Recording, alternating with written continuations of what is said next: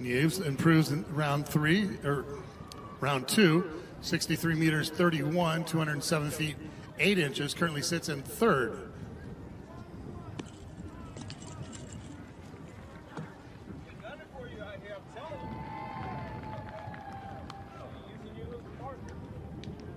And your 2026 Big 12 champion in the women's hammer from Oklahoma State, throwing 223 feet, currently number 9 in the nation, Berkeley Burton.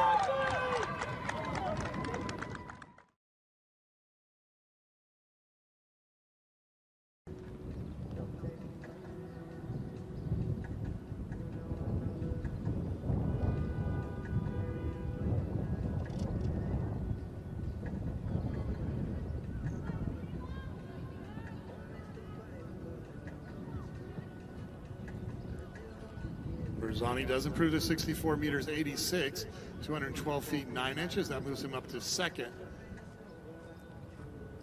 He gets set for Tyler Thompson.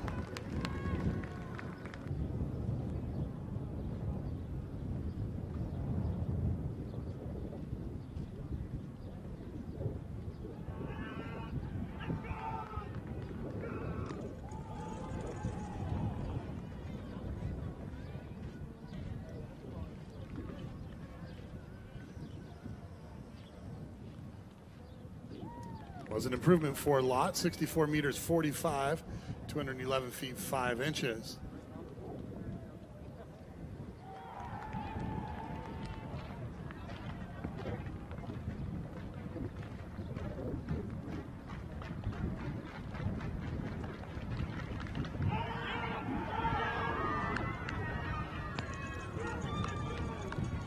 Lott finishes with the best at 63 meters 95. And our 2026 Big 12 champion in the men's hammer with a throw of 225 feet 2 inches, number 15 in the nation, the senior from Cincinnati, Ori Williams.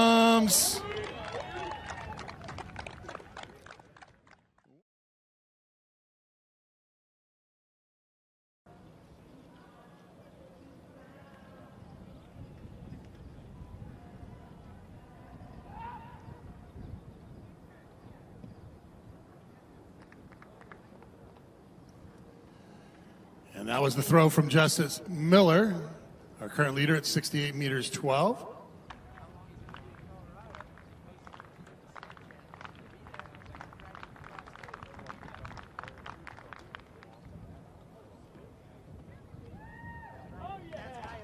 And that is definitely an improvement there for Marks, the junior of Kansas State. Had a best here at 67 meters 80. He has thrown over 74 meters this year.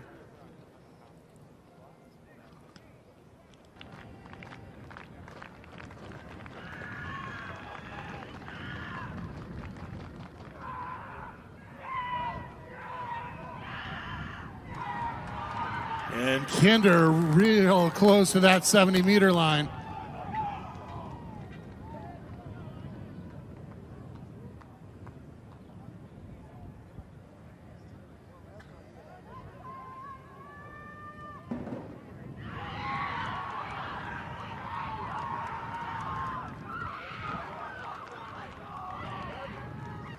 And your 2026 Big 12 champion in the men's javelin from Arizona, throwing 229 feet 9 inches, Jeff Kinder.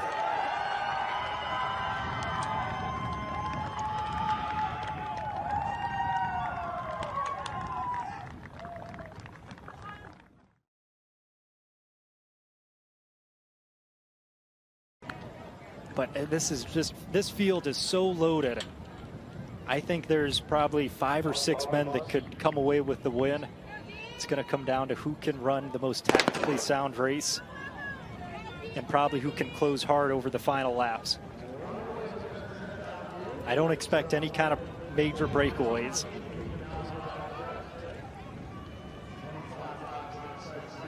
So 25 laps. And you said Kipiniewicz comes in with like a 16-second lead on paper over the second fastest time, but I think to some extent you can kind of throw those times out the window. The conference championship is such a weird, unique kind of race. No one's really racing for time. It's all about positioning and tactics. There's a lot of times like a yo-yo kind of slinky effect with the pace. It goes fast and slow, and that can really beat up your legs. So that's something I'm keeping an eye on. But we see early on a couple of BYU men setting the pace early on. Dalton Mortensen in bib 1, leading the pack right now.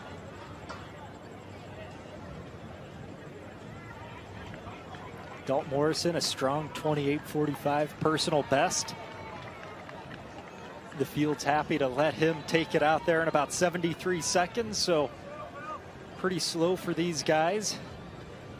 Teammate Taven Kitchen is in second, a very accomplished distance runner in his own right. Talked earlier about how he was not running in the 1500 meter, where he was one of the top performers in that event in the regular season. Yeah, I'm a little bit surprised to see him in this race. You know, he's a superstar freshman. We talk about Jane Hedegren, but, you know, what Taven Kitchen has done, his first year in Provo has been incredible. An All-American NCAA cross country, that is so hard to do at that 10K distance. Ran a nice 8th place finish at NCAA indoors in the 5K and has continued it up with a strong outdoor season so far. And then you saw in the middle of the pack Hunter Kitchen there in bib 19, just towering over everybody. And if you're familiar with the college basketball scene, AJ DeBonsa is about to graduate. If the BYU men's basketball team is in need of some front court help, maybe Hunter Kitchen can help him out. Look at him. I mean, in those neon, you don't even need to look at the shoes. Just look at the height. Goodness. Towering over everybody. That just makes me extra jealous, John. I can't run fast, I can't run for long distances, and I'm not tall. And that guy has all of it. Still Mortensen in the lead after a couple of laps with his teammate Kitchen in second. And there's Casey. You talked about him for the Colorado Buffaloes, the native of Ireland, from Ennis, Ireland, transferred from Tennessee. He was an NCAA 10K qualifier in 2024. He ended up finishing 40th at that year's event, but a guy that has experience at one of the top levels. Casey, the Irishman, in third for Colorado. And this has gotten off to a little bit of a strange start. You know, we see Mortensen looked over to the outside, probably at his coaches, kind of gave a little bit of a shrug. I think he's maybe a little bit confused. They've gone out really slow, and yet the pack is somewhat strung out. It's starting to bunch up a little bit, but I think everyone is content to let Mortensen just kind of lead this race early on. What are coaches telling you? What are some type of things they're talking about as you come around these laps and they're trying to coach you and guide you through these long races? Well, I think if you're one of these top 10 guys that have already previously been All-Americans, I think you're talking to your coach about what kind of race do you think it's going to turn into in the closing stages, because with this kind of race and this kind of field, you don't expect any one athlete to really run away with the win. There's just too many guys. Conference meets are weird. While it has cooled down, it's still not ideal conditions for running such a long race. And I think you probably just want to lock in and try to stay as calm and collected in the early stages. You want to be prepared for that yo-yo effect of the pace going fast and slow. I mean, we saw couple of 78, 79 second laps early on, so off to a slow start, but you know there's going to be some fast surges in there. I wouldn't be surprised to see various guys over the course of this race put in little bursts of energy, inject some pace into this to try to run out some of the kick from some of these guys. But I think without a doubt it's probably going to come down to the last lap, maybe even the last 100 meters. Kip Limo for Iowa State is in first. He's overtaken Mortensen, who held on to the lead for the first couple of laps. And there's Kippen Yetich in third, the Oklahoma State Cowboy, who we talked a lot about. Yes, so Kiplimo took the lead, but it's still a 73-second lap, so he's certainly I guess he made it faster, but I wouldn't say he injected that much pace into it. 73 seconds still very pedestrian for these top men. I think Mortensen's probably happy not to be leading, though. As we see Kiplimo and the guys getting some early water. What's the benefit of leading? What's the benefit of somebody else having be the leader of the pack? Well, I mean, obviously, as the leader, you set the pace, and so you can kind of control what you want the race to be like. You can dictate the pace. If you want to inject pace, you can do that. If you want to slow it down, you can do that as well. I think sometimes if you're in that mid-pack, you can be a little bit at the whims of the field in front of you, and you can certainly feel that yo-yoing's really magnified in the middle of the pack. And so I think to be in the lead, I don't know if it's the place I'd want to be at, but I like being in that top third of the field. You can kind of sit back, not push the pace, but you're also not getting such a violent slingshot or yo-yo when the pace does get hot. I'll tell you, I'm always amazed. I know it happens sometimes, but you can run so bunched like that and nobody ever gets their feet tangled. It always amazes me on these long-distance races. Well, and I think we're going to see tomorrow night's closing event, the 3,000-meter steeplechase. That's where I see that the most. I mean, having guys bunched up and going over hurdles and water pits. It's why that's a really fun event to watch. Just saw Kiplimo there. He went over to grab a cup of water and couldn't grab one, so veered all the way out. Still jumps back into third place, but had to veer all the way out and then back in, all for not even getting a cup of water. Runner of his caliber shouldn't impact him too much, and he quickly did jump back into that third place spot, but didn't end up going how Kiplimo would have liked there on that water break.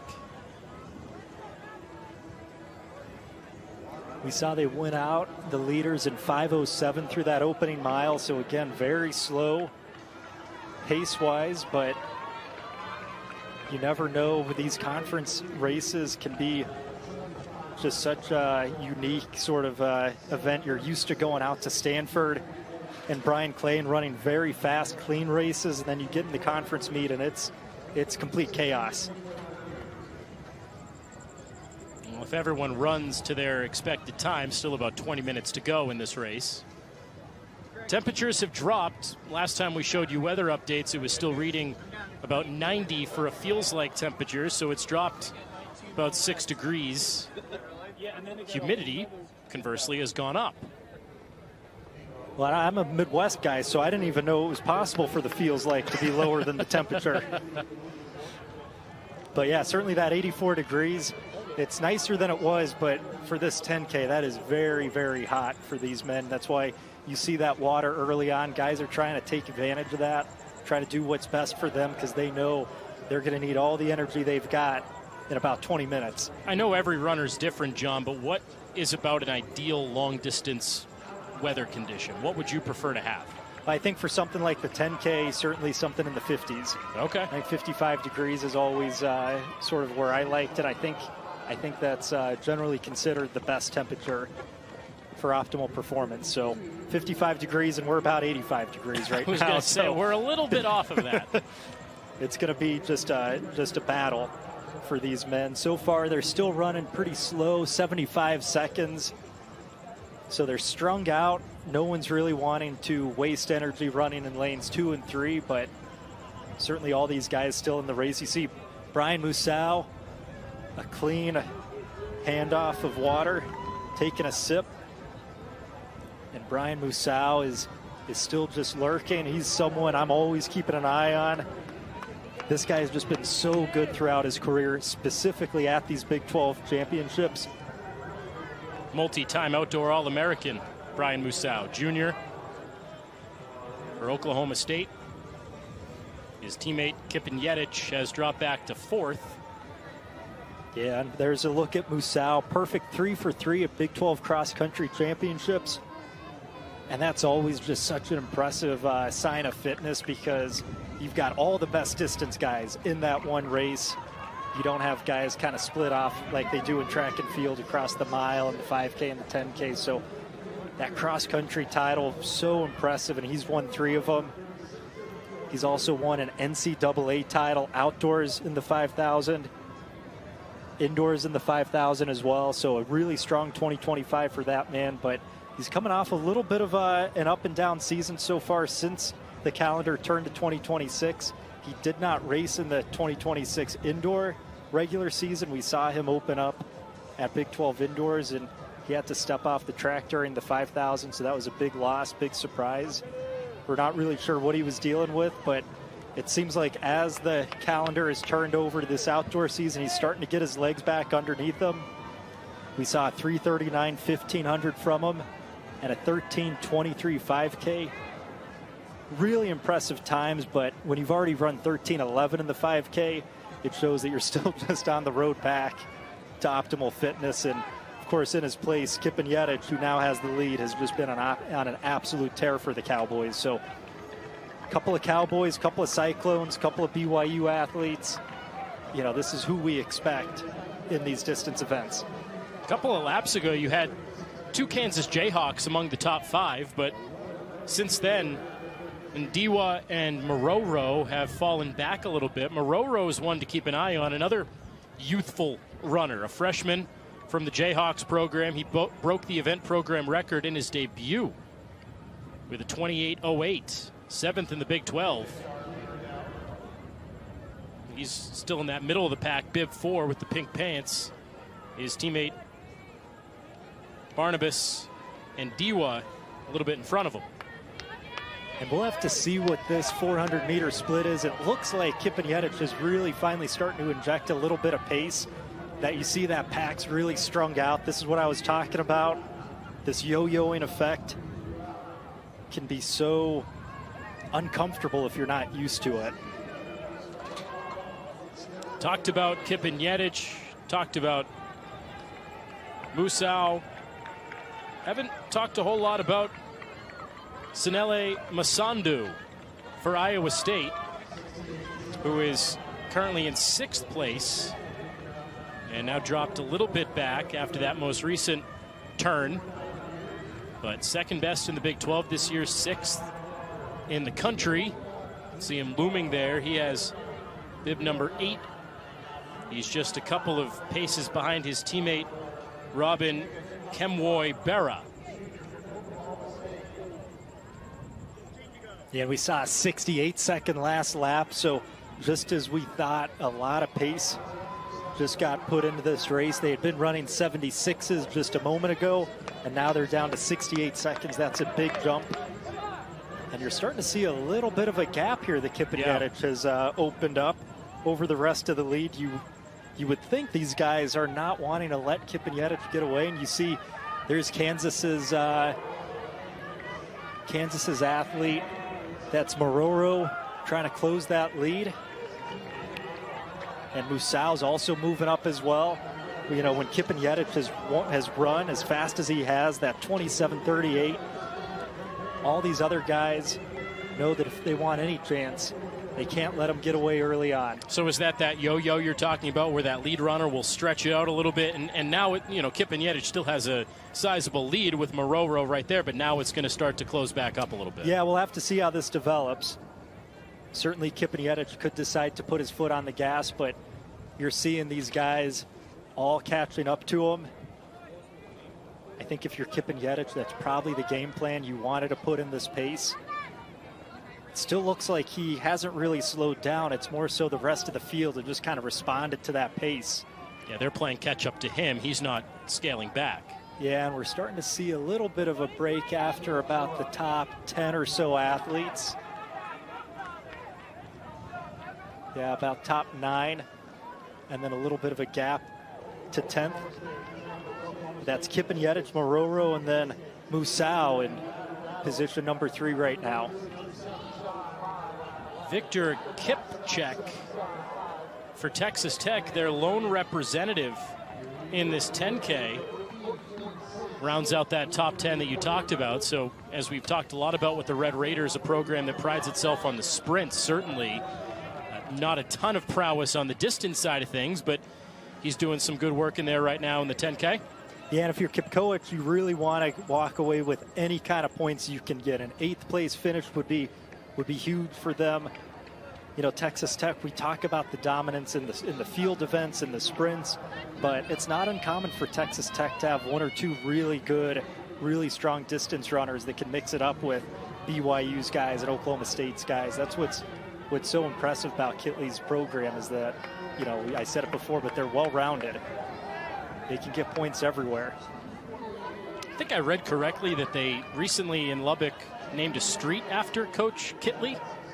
I believe I saw something like that. I wouldn't be surprised. He's been there for so long. He's brought NCAA titles to that program. He is really just the face of that strong track and field program.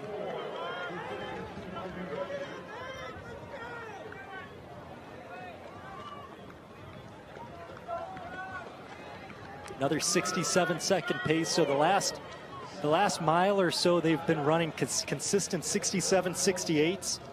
So a big step up in the pace, and you see that reflected in the field.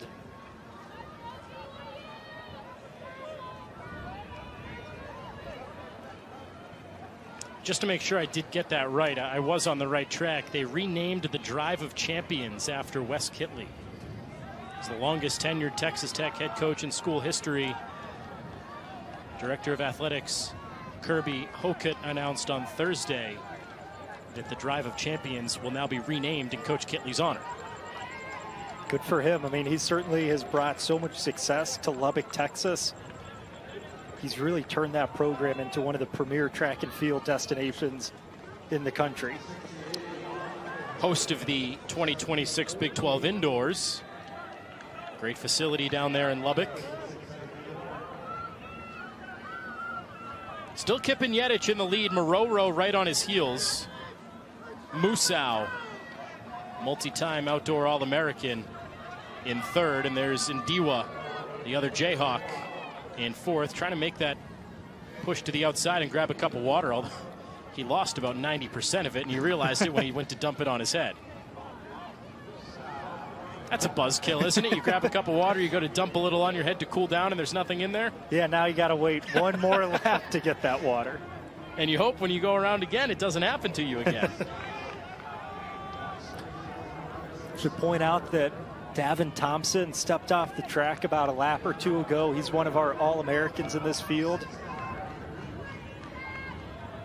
His twin, Creed Thompson, still in the race. He's sitting there about towards the back of that lead pack. Certainly Creed and Davin, part of some very strong cross-country teams for BYU.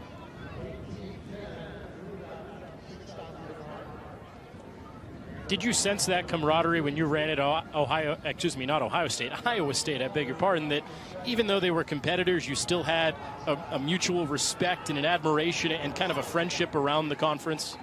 Yeah, I don't know if you could go so far as to call it friendship, sure, but certainly at Iowa State we had so much competitive respect for what Oklahoma State and Dave Smith have been able to do over the years. I mean, at that time, certainly Iowa State was looking at Oklahoma State. You know, they were the people that, the team that we were chasing. And I think that sort of competition just brings out the best in both teams. Really, if you look at the history of the Big 12, since Colorado left back in like 2010, 2011, it had really just been Oklahoma State had just won cross-country title after cross-country title. And so they set the standard, and certainly Iowa State responded and has built a really strong program under Martin Smith, now Jeremy Sudbury, and now you've got BYU in the mix too, and they've added just a whole other dynamic to these cross-country races. I think that the fall cross-country Big 12 championship is just one of the most exciting races of the year, because I know how much those Big 12 titles mean to schools like Oklahoma State and BYU. Obviously, everyone wants to be ready to go at nationals, but Big 12s is something they take a lot of pride in as well. Yeah, friendship was probably the wrong word to choose, but you do start to recognize the same faces over and over and over again when you run at all these meets. Absolutely, you certainly recognize them, and you know, there's been so many great athletes to come through this conference. I mean, I remember Isai Rodriguez for Oklahoma State was just such an impressive runner to watch, and I see, you know, Brian Musau, when I watch him run, I'm always so impressed with not only his strength but also his tactics. You know, you don't win an NCAA title with poor tactics. There's too many good guys in the NCAA to just win it by pure strength, and he's shown just such incredible combination of tactics and strength that, you know, it's always impressive. You're looking at the top roughly 15 runners, as a gap has certainly widened between these 15 and then the rest of the field. And look at Kip and Yetich go. Musau has jumped into second with Mororo in third. Kip and Yetich over the last roughly 10 laps has led after the pace originally started with Mortensen, and then it was Kiplimo for Iowa State. And it's been Kip and Yetich ever since. And now him and his teammate Musau starting to push each other stride for stride. And it looks like Kip and Yetich is asking his teammate Musau to take the lead. Doesn't want to do all the work. We saw about 300 meters ago, Kip and Yetich made a big move to put some pace into this, and Musau immediately responded.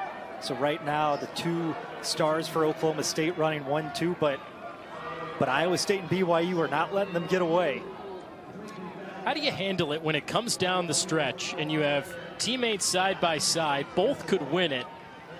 It reminds me of the movie, which the title is escaping me right now, with the Shake and Bake Talladega Nights with Will Ferrell, and one always slingshots into the lead. How do you decide when you're neck and neck with one of your teammates who's going to take first, who's going to take second?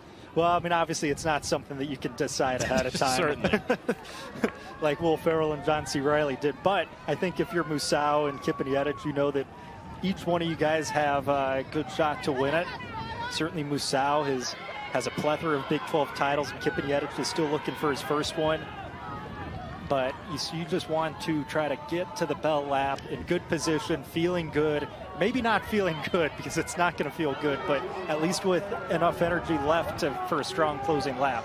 Well, Kip and Yetich, based on what you saw, John, wanted his teammate Musau to lead the pace for a little while, and either he didn't want to or he couldn't, because now you have Masando for Iowa State vaulting into second place, and you have Thompson, after seeing his twin bow out earlier in this race, has jumped all the way up into third, as this top three outside of Kip and Yetich has totally reshaped. Yeah, and unfortunately you see Musau is starting to drop way back. So it's yeah, you don't like to see that, because certainly Musau, the type of runner that he is, doesn't look like he's 100% right now as he's fallen back. But Kip and Yetich still looks very strong right now. They've continued to run 67 seconds, and now they're down to 65 seconds the last 200 or the last two laps. Mororo, who was in third for much of the last handful of laps, has dropped back to sixth. Evans Tanui for Arizona has emerged in seventh. Kipkoech for Texas Tech is still among the top 10. Indiwa for Kansas, we were talking about him earlier. He is in 10th after being among the top 5 for a while. And Kip and Yetich has a little bit of a lead there in front of Masando, but Creed Thompson, the twin of Davin Thompson, still hanging in there in third place. They can't really let this lead grow too much more than it already is. They've got just under 2,000 meters left to run. So it's not an insurmountable lead by any stretch of the imagination, but Kip and Yetich is so good, so strong, that you can't let them get away as you start to go into these closing stages of the race. Yeah, that gap is now widening. Sanele Masando, the closest challenger, with Thompson right behind him. It was bunched for a long time, and then Kip and Yetich had a sizable lead. It tightened back up again, and now it is all Kip and Yetich again.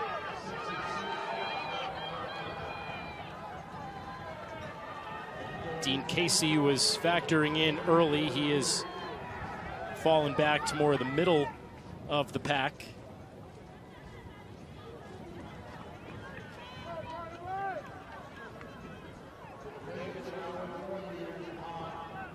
Kip and Yetich passing the end of the pack. That's his teammate Will Conway, who he just lapped.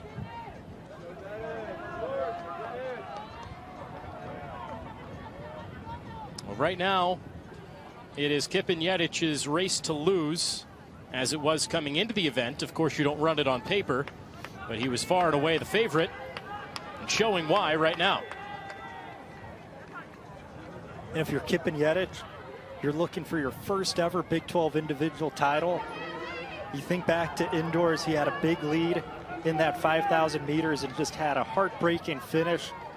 Nixon Kogai, the freshman from Cincinnati, outleaned him at the line. It looked like Kipinetich maybe let up a little bit at the finish line, thinking he had the race secured.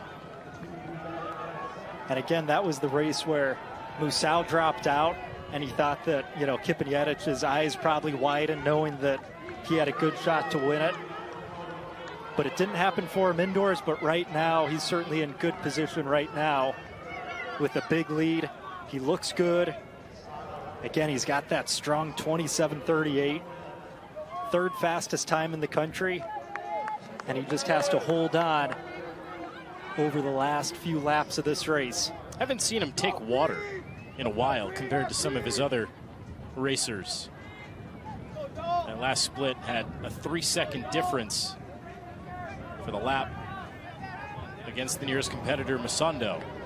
But yeah, you know, it's like in football, John. You talk about maybe letting up a little bit. You know, you don't want to drop that football and celebrate before you cross the goal line. How many times do you see a fumble happen with that in football? And for Kipinetich, maybe Kogai for Cincinnati did take advantage of that little bit of a let up, but he seems to be learning from that and not taking his foot off the gas here in the outdoor 10K.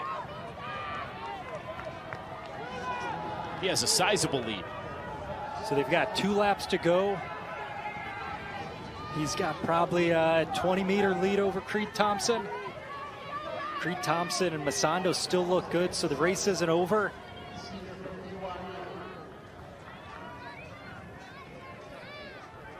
Just to show how different the Big 12 championships are when you get to a championship setting, we're past the time that Kipinetich ran that top 5 mark in the NCAA earlier this season with still a few laps to go. Yeah, it's mind-blowing, isn't it? Yeah.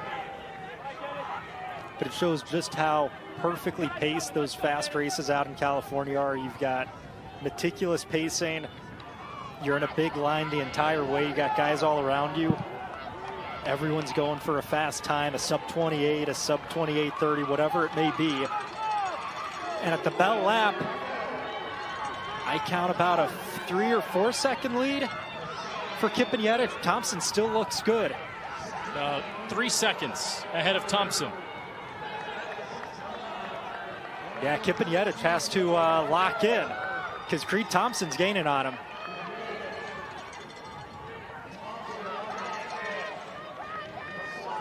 Thompson's pace has sped up. Kipinetich has more or less stayed at the pace he has been running. Hasn't peeked over that shoulder to see him creeping up. And Thompson's rolling down the backstretch. He's closed that distance. Creed Thompson saw his brother bow out of the race early. Look at the speed from Thompson. Using that as some inspiration, he has overtaken Kipinetich. Kipinetich has run out of gas. The favorite in the 10K has run out of gas. Creed Thompson down the final stretch.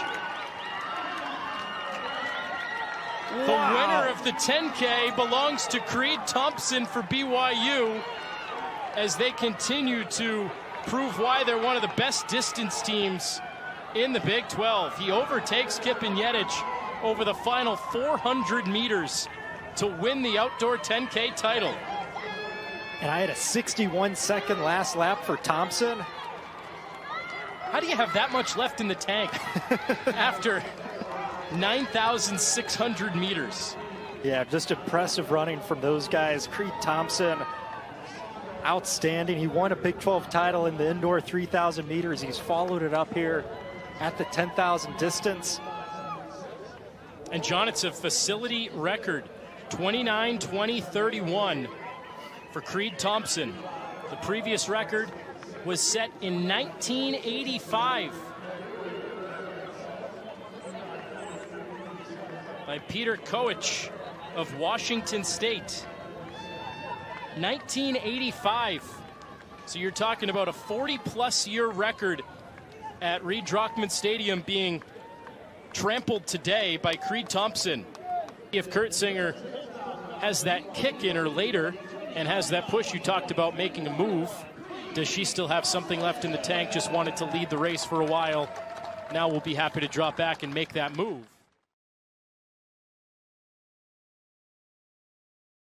A rather open field. You see Mercyline Curra, you see Joy Naucott in this field.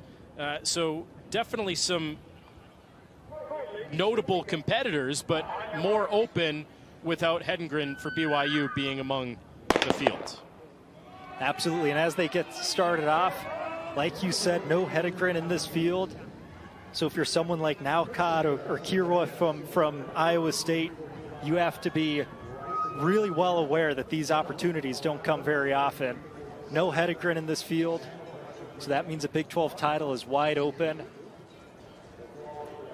So Kerwa for Iowa State, a freshman from Baringo, Kenya, second fastest time in the Big 12 this year. Her time would be more than a minute behind Hedengren, but still a very good time. It just goes to show how good of a runner Jane Hedengren is. But Kerwa would be the favorite among this field, as you see Claire Kurtzinger set the pace out of the Cincinnati Bearcats program. Betty Kipkor, also from Iowa State, a notable runner. Naucott for West Virginia. She really prides herself on these distant events. Another Kenyan in the field. Abby Nechanicki for Colorado holds the school record for the Buffaloes. Anastasia Peters for Utah, notable as well. Top 10 runner in the Big 12 this year. So still a loaded field, not to take anything away from what there still is. It just makes it very wide open in the women's 10K. And you mentioned Kerwa and Betty Kipkor, the pair of freshmen from Iowa State, having an excellent opening season in Ames, Iowa. Kipkor, multiple-time All-American, had a monster fourth-place finish at NCAA in the indoor 3,000 meters. Has followed it up with a strong 32:02 10K out of Brian Clay, and then a 15:25K at Peyton Jordan.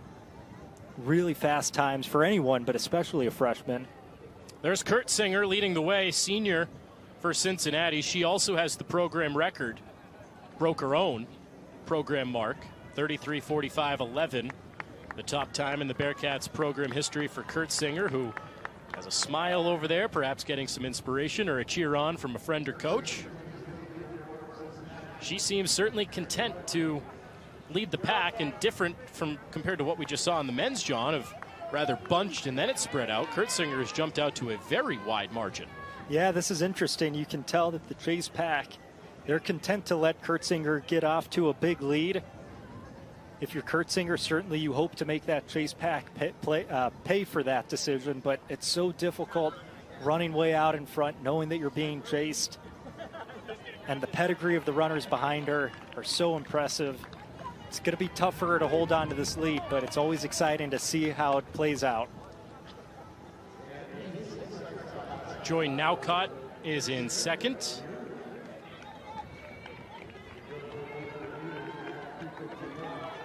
Yeah, so Kurtzinger ran 86 seconds, and we'll see what this Chase pack's at. 95 seconds, so a big drop off in pace. Nearly 10-second difference over 400 meters. Where is the Chase pack do you start to get a little bit uncomfortable with where the leader is compared to where you are? If you're at 9 right now, where does it start to get, ooh, we probably need to make our push here so we don't fall too far behind? I think at some point, relatively soon, you have to stop the bleeding. You don't want to keep letting Kurtzinger build up a lead. If you can even just keep the lead where it's at, match her pace, and then it's a long race. You know, they're not even 4 minutes in to what will be over 30 minutes of running for these women. So, you know, you can get through 5K, 6K, even 7K, as long as you keep your head up, you're aware of where the athlete in front of you is. I don't think you need to waste too much mental or emotional energy worrying about that if you're someone like Naucott or Kerwa or Kipkor. Just focus on your race, certainly those women in the chase pack believe that the real race will be with them.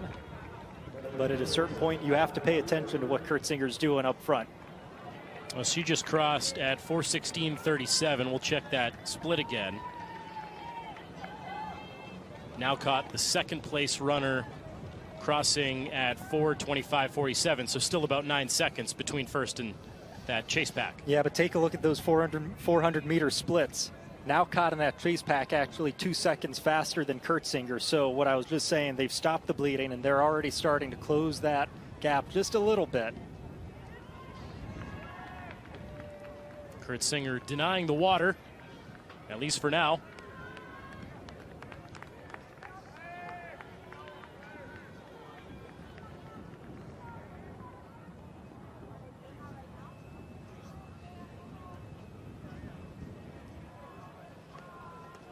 I've already seen a few Bearcats perform well, advancing into the finals as part of some of the preliminaries.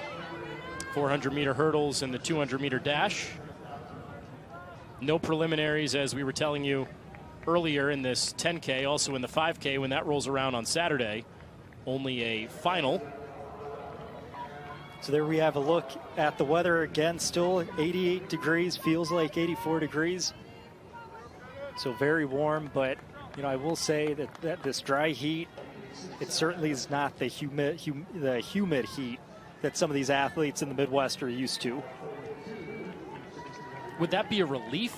Would that be something you have to get used to? Because at least for me, I hate the humidity. I personally don't like the heat either, but especially when it comes with humidity. So me personally, I'd be relieved, but I suppose if you're used to humidity, this would be something to adjust to. Yeah, I think even myself, I prefer to run in dry heat rather than the humid heat, even if I was more used to the humidity. I think what you do have to be aware of with this dry heat, something my coaches were always on top of us over, is making sure you're hydrated.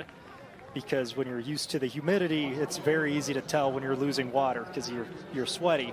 In this dry heat, it's easy to just lose water and just evaporate off you. So you might be losing water and you don't really realize how dehydrated you are. So a lot of these coaches, I'm sure, have been imploring their athletes, drink water, not just today, but starting days ago, little sips. I was going to ask you about that. What is days and really day of especially look like when you're preparing to run one of these long races? Hydration-wise, nutrition-wise, what does that look like? Yeah, certainly from a food standpoint, you just don't want to take any chances, any risks. You know, oatmeal, toast, maybe a banana or orange, something basic, something you eat all the time that you know is not going to upset your stomach. For a night race like this, you can have a bigger breakfast, obviously. And then, more importantly, it's just about taking sips of water all day long. Saw those split times there. Kurtzinger now 4 seconds ahead of the pack, but Nechinicky is also running 4 seconds faster on her splits. She's vaulted into second place, although her and Naucott have basically jockeyed for second as part of that group that's trailing Claire Kurtzinger for Cincinnati. But it is Abby Nechinicky, the junior for Colorado, in second place. She has the 18th fastest time in the country. Good for sixth in the Big 12 with 32:23.93 as her top time entering the weekend. There she is with Naucott. They seemed to share a little bit of a laugh there a moment ago. And after the lap before where Kurtzinger and the chase pack ran identical splits, that last lap was again 2 seconds or about 3 seconds faster for the chase pack. So again, Kurtzinger still has this big lead, but you're starting to see it slowly chip away. Naucott's kind of setting that pace for the chase pack, making sure Kurtzinger's not going to get too far out ahead. Haven't heard much yet from the Cyclones duo of Mercy Lankura and Betty Kipkor, as they just stay right in the middle there of that big pack. Well, I like their position here behind Naucott. They're running kind of 3-4 in the chase pack, so if I guess 4-5 overall. I think a lot of times what you like to see in these long distance events is you almost like to hide. you like to hide in the pack. You don't really want to be someone who's making big moves early on just for it to not really make a difference by the time you get to the bell lap. It's a lot better just to stay on the rail, not make any moves, just stay calm, collected, conserve as much energy as possible so that when you do make a move towards the end of the race, it's decisive and it gets the job done. We saw that a little bit on the men's side. I think back to the Jayhawks with Mororo and Ndiwo when they vaulted up into that top three, and they were right on Kip and Yedich's heels for a while, but in the end they ended up falling way back of the pack. So again, you make a move with purpose. You don't make a move just for the sake of making a move. Exactly, and you saw that too with the race winner, Thompson. Yeah. He let a big lead or big gap develop between him and Kip and Yedich, and I think for most athletes that would be something that is mentally kind of distressing. You get worried about that, but Creed Thompson just had that presence of mind that he knew he still had a lot left in the tank. He had another gear to flip to, and I mean, he was able to flip into it, and he made that big move in that last 400 to take home the Big 12 title. 18 laps to go, and all of a sudden, John, you're starting to see this lead for Kurtzinger widened again. She's still running about 4 seconds split faster than Nechinicky for Colorado, but that time between the pack total has started to grow again. Yeah, this has been, I've talked about the yo-yo effect. Yeah. We're seeing kind of a weird version of the yo-yo right now with these, the leader and then the chase pack kind of yo-yoing the gap. And I'm not really sure what to make of it, but certainly still so much time left in this race. They're not even 11 minutes through. Kurtzinger still has a big lead, but Nowcott's back there, Nekinicki's back there, so some really strong women giving chase. You hear sometimes, too, you get to these end of regular season events, and of course you'd like to win it, but you talk about strategy sometimes, too, and learning to run events a different way. Do you want to be in the middle? Do you want to be part of that chase pack? Do you want to be further towards the back? Do you want to lead the pack? Especially for some people that already have qualification times, and that's not really a threat for the NCAAs. You sometimes use these conference championships to learn, hey, I'm going to run from the start today and see if I can hold that pace. Hey, I'm going to run from the middle today rather than lead the pack. So that's where you also get into some tricky territory to really assess here with some of these Big 12 and conference meets as well. Yeah, and I think that's what's so cool about being in the Big 12 and having so much incredible competition is you can really get a good taste of what a potential NCAA final might feel like because you have so many high-level guys. You can really measure your effort because you get in these championship races and like I said earlier, you can throw the times out the window. It's all about championship-style racing. It's a different kind of feel than when you're Peyton Jordan just following the lead pacer. We've gone to a split screen here. Certainly want to keep track of the women's 10K, but they are announcing the podium results for the men's 10K, which, not to spoil the lead, but if you're just tuning in, Creed Thompson won it. He's going to be announced in a moment with the expected winner, Dennis Kippen-Yedich, who came in with the best seed time, finishing second after he led for much of the race. On the left side now, the lead for Kurtzinger has been swallowed up by Nechinicky for Colorado and Nowcott right on her heels. So it is very much tightened, and the rest of the field has now joined the party.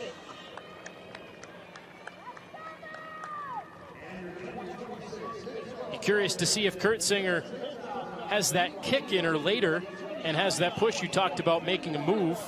Does she still have something left in the tank? Just wanted to lead the race for a while. Now we'll be happy to drop back and make that move. But she jumped out to the furious start, held it for a long time, and now with about 15 laps to go, has since given it up to Abhijit Nechinicky for Colorado. And if you're Kurtzinger, this is where you need to regroup mentally. Obviously, you've been running that way out in front through the early stages of this race. You've now been gobbled up by the pack, and you're trying to hold on and not get completely swallowed up by the pack. But it's a lot easier said than done. A lot of the expected top runners are there. Kurtzinger, Nechinicky, Nowcott, Kerwa, Peters, Kipkor, representing the top six.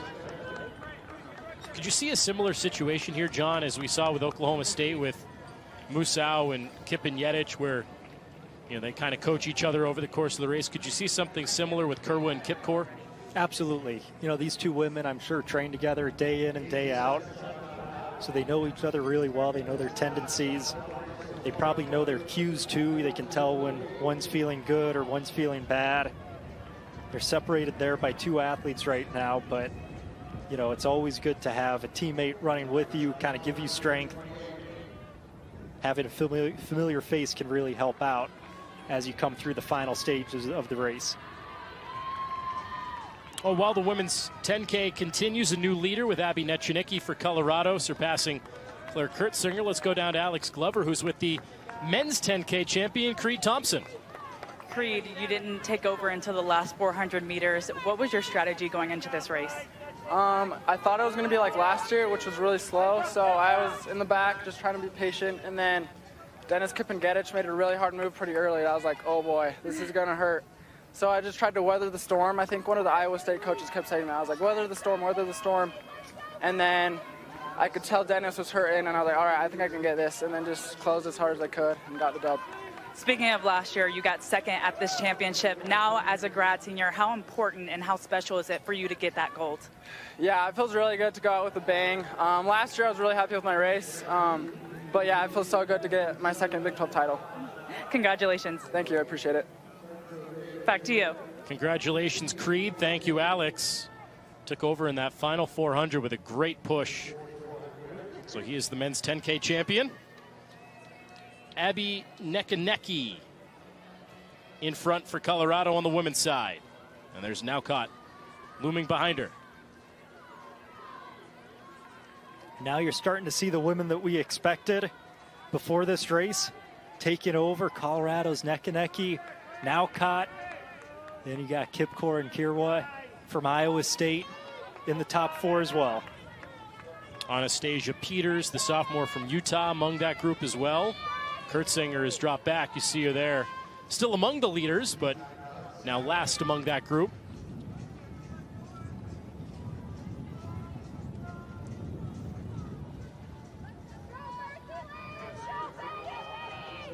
Anastasia Chep career for West Virginia in that 12 bib right behind Peters. So we talked about the two Cyclones, how they can maybe push each other. You can say the same for the two Mountaineers. Another school with only a women's track and field squad, along with Utah and UCF. Start to wonder now about Kurtzinger a little bit, John. Set that pace for the first handful of laps and now has dropped way back. Maybe still has that push and has that move that you were talking about, but she seemed to losing some pace. Yeah, the back half of the 10K, that second 5K can really hurt, and I think it's probably going to hurt for all these women, especially Kurtzinger. You just heard Thompson talk about it. He said, man, that 400, that last 400 is really going to hurt. And then he said, well, I see Kipin-Yedich hurting maybe a little bit more than I am. Now's my time to make that move and take my chance. Yeah, it's all relative, right?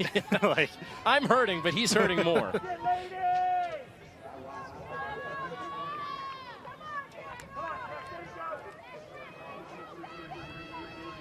And the tiniest of gaps here for Netchinicki from Colorado. Naucott still in second, followed by the two Iowa State athletes. I got to say, I really like how Naucott's running. She's been in control. She was leading that chase pack a little bit early on, making sure they didn't fall too far behind Kurtzinger, but right now she's content just to let someone else take the pace. Of course, Naucott, the defending champion in this event, so she's hoping a repeat. And like we said earlier, all these women, they're very well aware that with no Jane Hendegren, it's a wide open event, and you have to take advantage because, you know, these opportunities don't come along very often. Naucott, in addition to being a 10K winner in the Big 12, also owns the school record in the 5K. She enters the Big 12 championships fifth in the Big 12 in 10K time. Of course, everybody would be looking up at Hendegren, with more than a minute separating her from the next closest runner, Mercyline Kerr of Iowa State.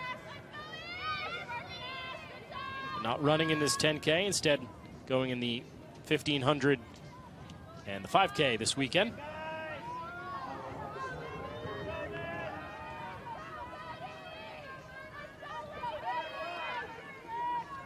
Kerwa in third. She won the 5K at the Big 12 indoors. First Cyclone to do that since 2022. The NCAA's was a second-team All-American. She was Big 12 cross-country All-Conference in the fall. Just looming there in third. Yeah, it's kind of a little bit of an interesting comparison between the two Iowa State freshmen. You've got Kerwa, like you said, won the Big 12 5K, but then Kipkor didn't get the championship in the Big 12, but got a fourth-place finish in the indoor 3K at Nationals. So, you know, one peaked at Big 12s, one peaked at NCAAs. Kipkor was also an All-American in the DMR. You're very good 5 and 10Ks, 3Ks. Going to put together a very formidable DMR team for the indoors as well. Should also mention Kipkor came off of a monster 15th place finish in the fall NCAA cross country. That cross country race at NCAA's so difficult, especially for a freshman. To get a finish like 15th shows just such incredible talent, incredible fitness, and a bright future as well. Top 5 athletes have separated themselves. Anastasia Peters in 5th. Betty Kipkor in 4th. Mercyline Kura in 3rd. Joy Naucott in 2nd. Abby Nekanecki in 1st. And after a little bit of yo-yoing early on, we've seen these women really settle into about 80, 81 second pace over the last handful of laps. So kind of a comfortable 5:20 pace for these women.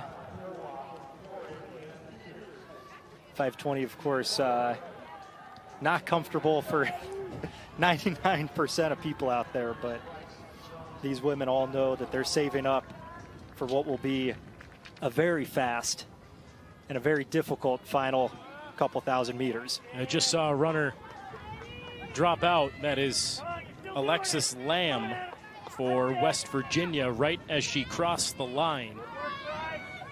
Hobbled off.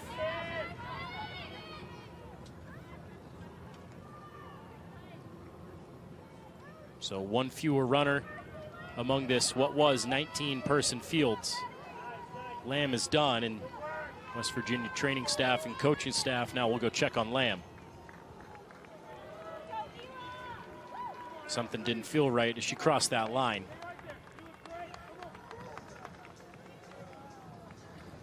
Well, still a lot of race to go, but it's going to shape up to be a neck-and-neck finish here if this holds with those 5 runners.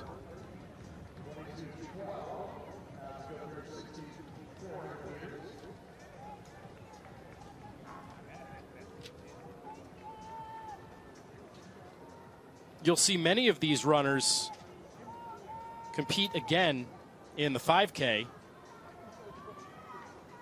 That'll be on Saturday. Kerwa will be in that race. Of course, Hedengren for BYU. We've talked about her. National Track Athlete of the Year in the indoors. Jeb Kirui for Oklahoma State. We saw her in the 1500 as well. She'll be part of that 5K. See a lot of these runners double up, get the benefit of having the middle day of these outdoor championships off from some of the distance events. You run the preliminaries of the 1500 today and then the finals of the 10K, and then you push off the finals for the 5K until the final day. Give the runners a day of rest so they can double up. Yeah, that's one of the benefits of the outdoor meet compared to the indoor championship. Indoors, you kind of have to pick one or the other to run in terms of the distance races. Yeah, the 3K, 5K double can be really difficult indoors. A lot of guys do it, but it's hard to do well in both.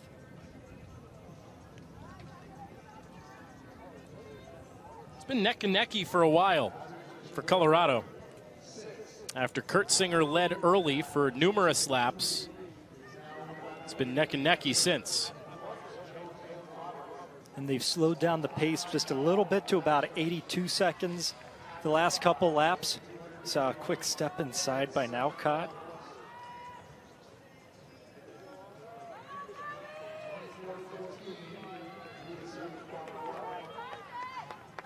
And now as they've got a little under 2 miles to go, I think this is when we're really going to start to see this race start to spice up.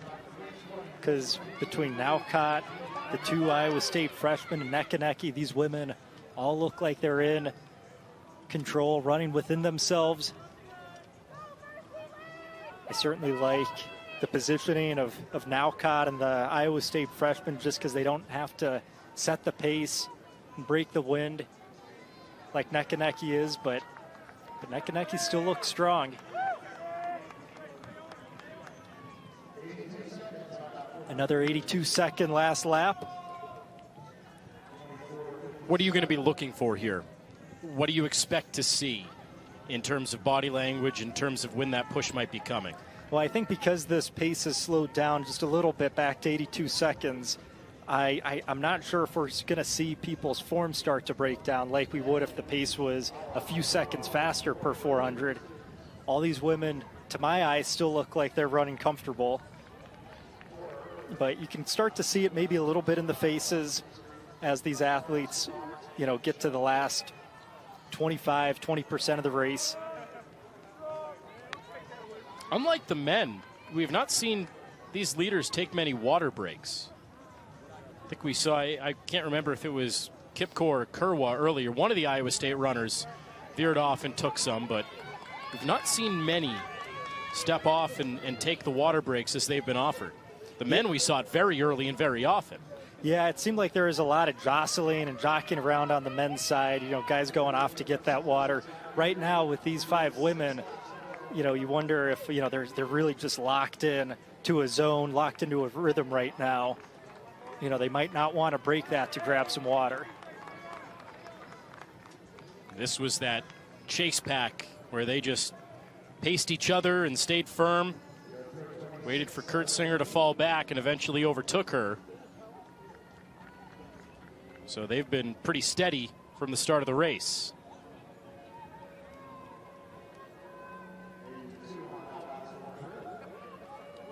Just lots of 80s, 81s, now 82s for these women. It seems like they're just very, very slowly, like 0.3 of a second slower every single lap.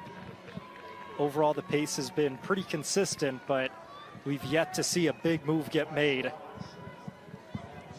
as they have coming up on close to 2,000 meters to go in this race. I'll tell you, they've been playing the tunes over the course of these 10K runs for the men and the women. Mr. Brightside is going right now. What happens if they play a song that you don't like? Does that make you want to run faster and get the song over with, or does that slow you down because, man, I don't want to listen to this right now? It's funny because I can remember races when I could hear the stadium music blasting before the race. I was like, wow, you know, the music's really loud. And then as soon as the gun goes off, I didn't hear a single note. Locked in. I would be surprised if any of these women know that Mr. Brightside's playing right now. You either don't hear it and you're so locked in, or one of your jams comes on and you say, yes, let's go. I'm about to do my kick right now. I don't care what lap we're on. Yes. 28 minutes in. It is still neck and necky for Colorado.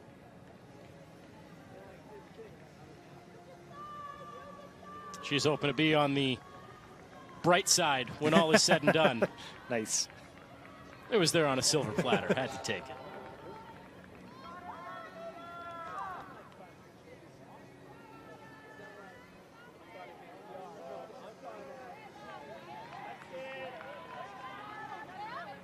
Peter's still holding strong at the end of that pack as well.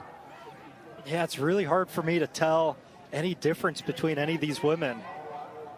I mean, certainly Nekaneki has been leading the pace for so long.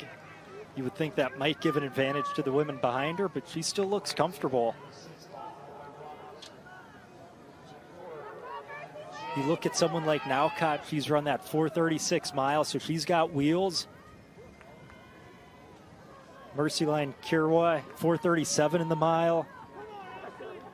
so she can move as well. Kipkor 4:37. So those top three women, you know, between Nowcott and the Iowa State women, all have very similar mile times. So you don't know if there's really that much to differentiate them as they come in to the final 1,600 meters. So only 4 more laps remaining in this women's 10K.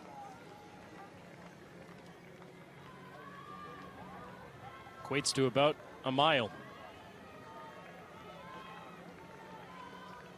You wonder who's going to make the first move and who's going to make the last move.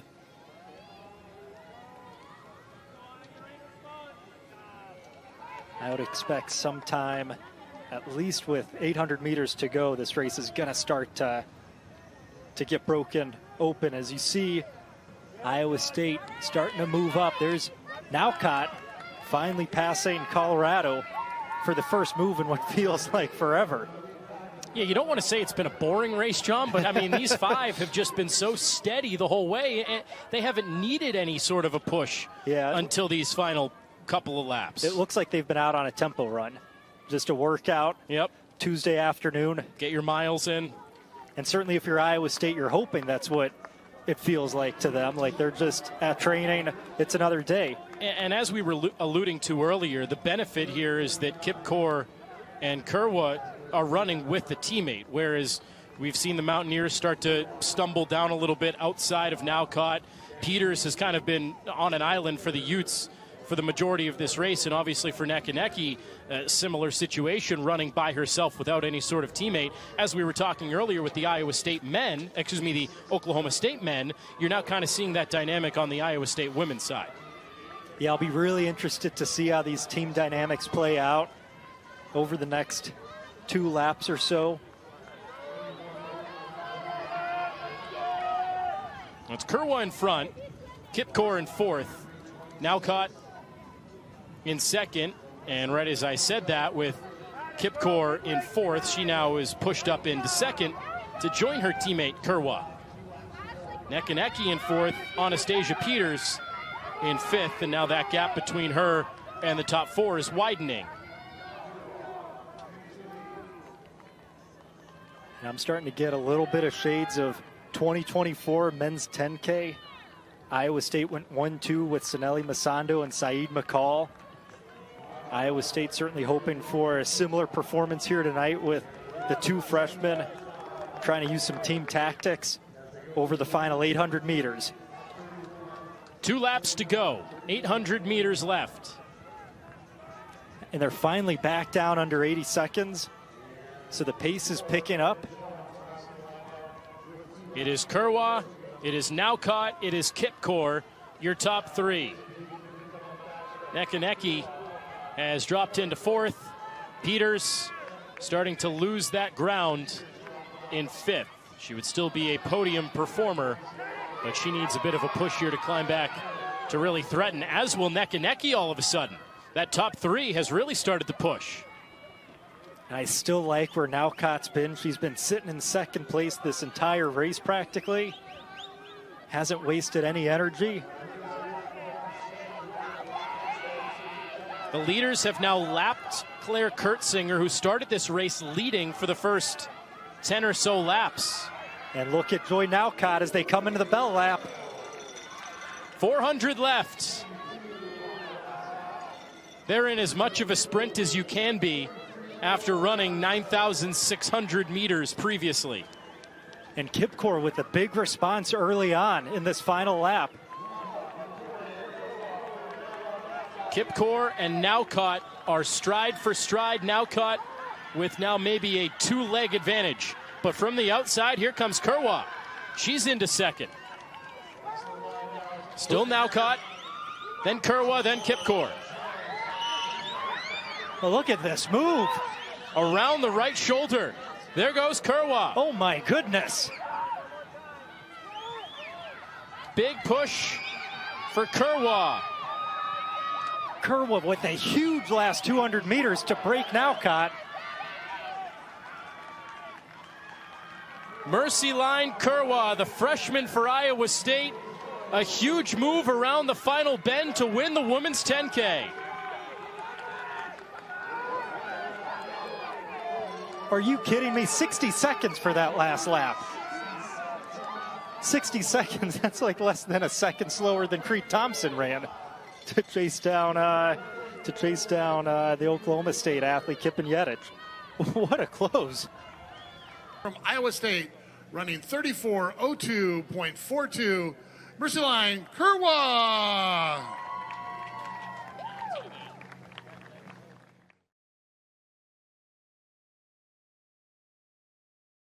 We have seen some PRs this weekend, but a lot of times, especially in these distance runs, they're a little bit off, a slower mark than what they set during the regular season, but still, for Lovell, a 9:26.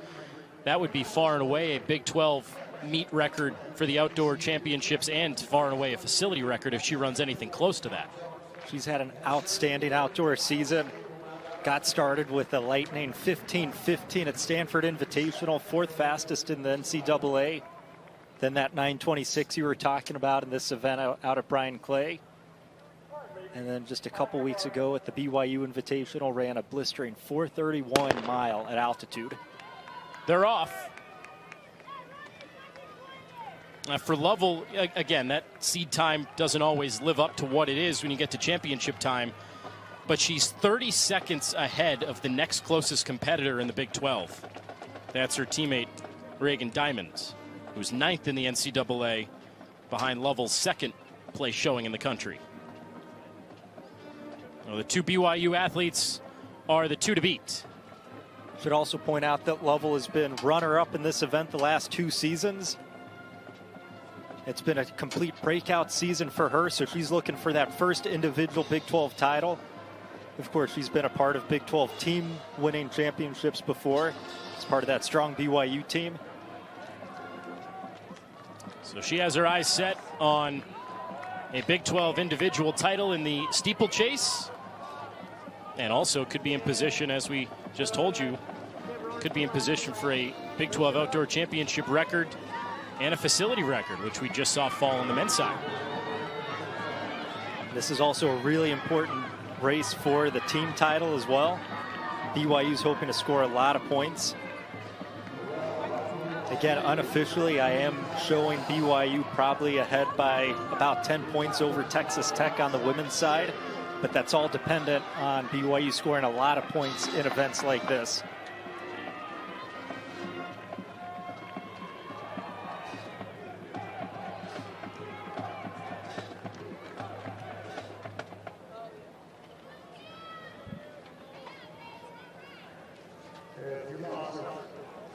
Well, while they continue, just a couple of laps in with 6 to go in this women's steeplechase, we'll send it down to Alex, who is with Titus Kamaru, and his 3,400 steeplechase win. Alex. Titus, today you showed us something I think none of us have seen before. You ran a full extra lap. What was going through your mind in that moment? When I was like the past year, I did not know that it's like my last lap, and then my body was so good, and then I was hoping I need to go there another one. So yeah, but I see it's over now. Yeah. You beat a facility record as well. Did you feel like you just had extra in the gas tank today? Yeah, if I know that it is my first lap, the last lap now, I could have pushed a little bit, but I was hoping I have another 2 laps, so I was like relaxing now. Yeah. Thank you and congratulations. Thank you so much. Back to y'all. Thank you, Alex. And how about that? I mean, he thought he still had 2 laps to go, and he makes a great point there, John. That time could have been even better if he had pushed, knowing that was indeed his last lap. But I mean, still a facility record, a great showing, but imagine what it could have been. Absolutely. I think if he figures out how many laps there are to go, he could do some real damage at NCAAs in a few weeks. Women's continues here, and still Lovell leading the pack. Right behind her is Mercy Kinyon-Joey for West Virginia. You see Diamond in third. So BYU racing 1-3. Kinyon-Joey from West Virginia right on Lovell's shoulder.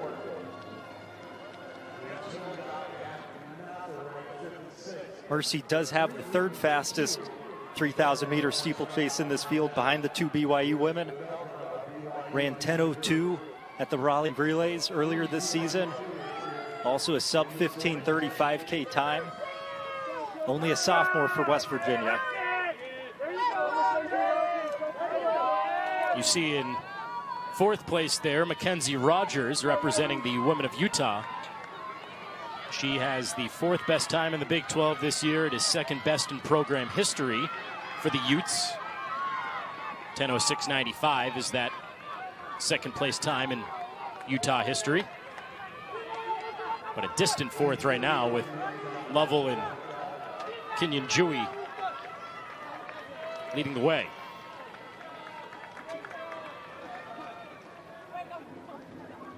Lovell's still doing all the work up front. She's setting the pace.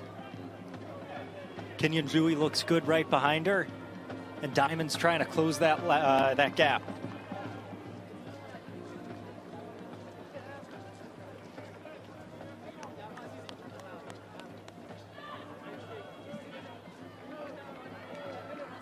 I just want to give you a heads up as well while they continue their run.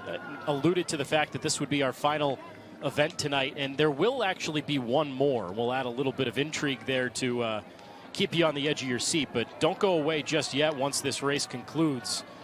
There is some suspense that comes with this last race that will be run after this steeplechase.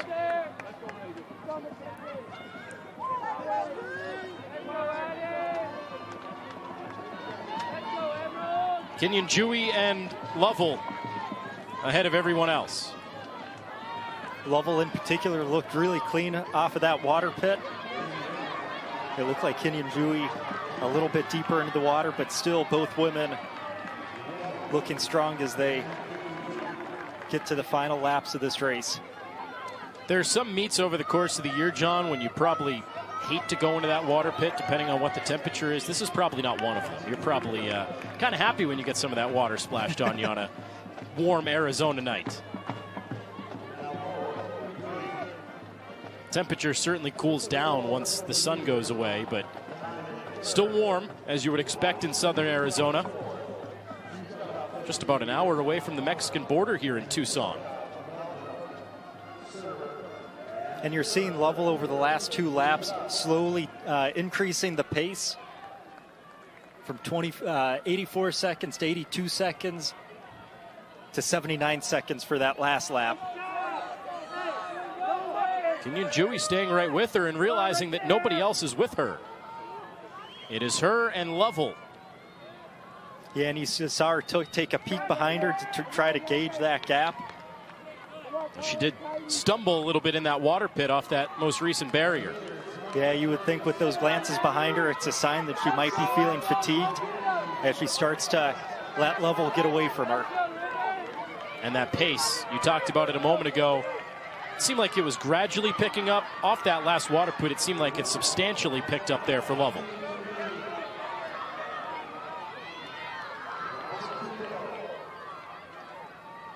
Couple laps to go.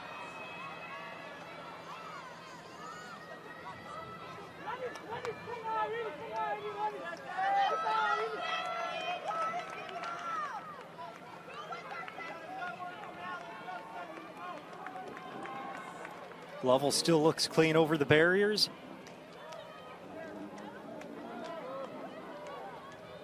Diamond still holding strong into that third place position right now. Again, it's really important for BYU to score a lot of points. Right now, they've got Lovell in one, Diamond in third, and Meldrum for BYU, the freshman, is up to sixth place.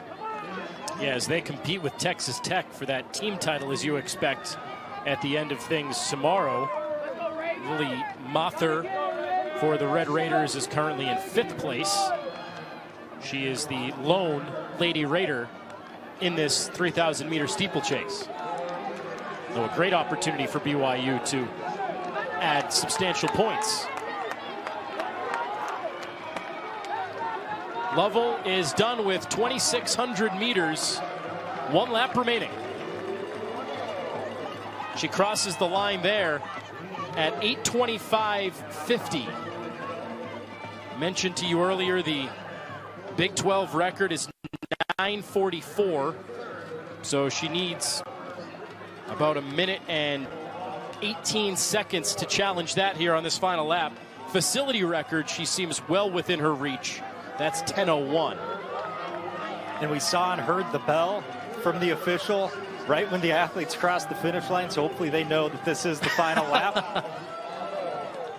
As that bell continues to ring, I have a feeling that maybe that bell official down there was told, hey, give it a few extra rings this time. Make sure they're well aware that they are indeed done. Final water jump for Lovell. She is 30 seconds off that Big 12 record. And it is very clean for Lovell. She's got one more barrier. 20 seconds away from the record. Here comes Lovell. Clean. She still has plenty of time to challenge for the Big 12 outdoor record. She's going to get it here in Tucson. Taylor Lovell has set a new Big 12 outdoor meet record in the 3,000 meter steeplechase, and she secures 10 points for BYU.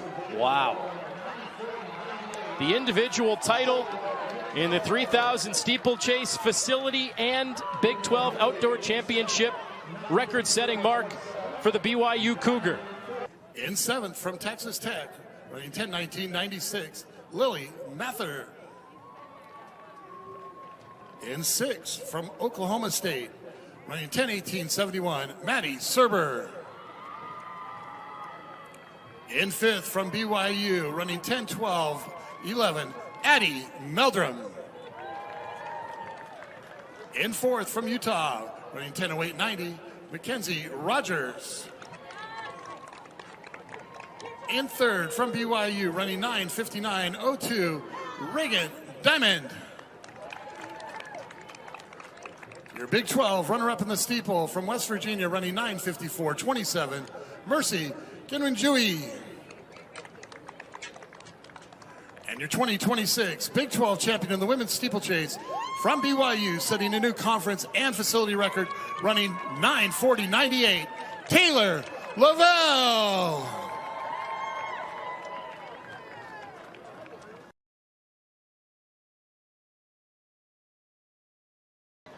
Hopefully that is a waterproof watch, because there is a waterproof element there. But he certainly knows how to run this and knows what equipment to use. But for those unfamiliar with the steeplechase, there are hurdle-type barriers. You run around the track. There is a water element with a hurdle included in that when you get to the tail end, as we'll see when they get around that final bend. But they're off 3,000 meters. Expect this to last somewhere in that 8-9 minute range. As you see that first big hurdle, different from the regular hurdles you would see in the 400 or the 100 or 110. A much bigger hurdle and a little bit taller on this men's side. Yeah, these hurdles, they're not really hurdles.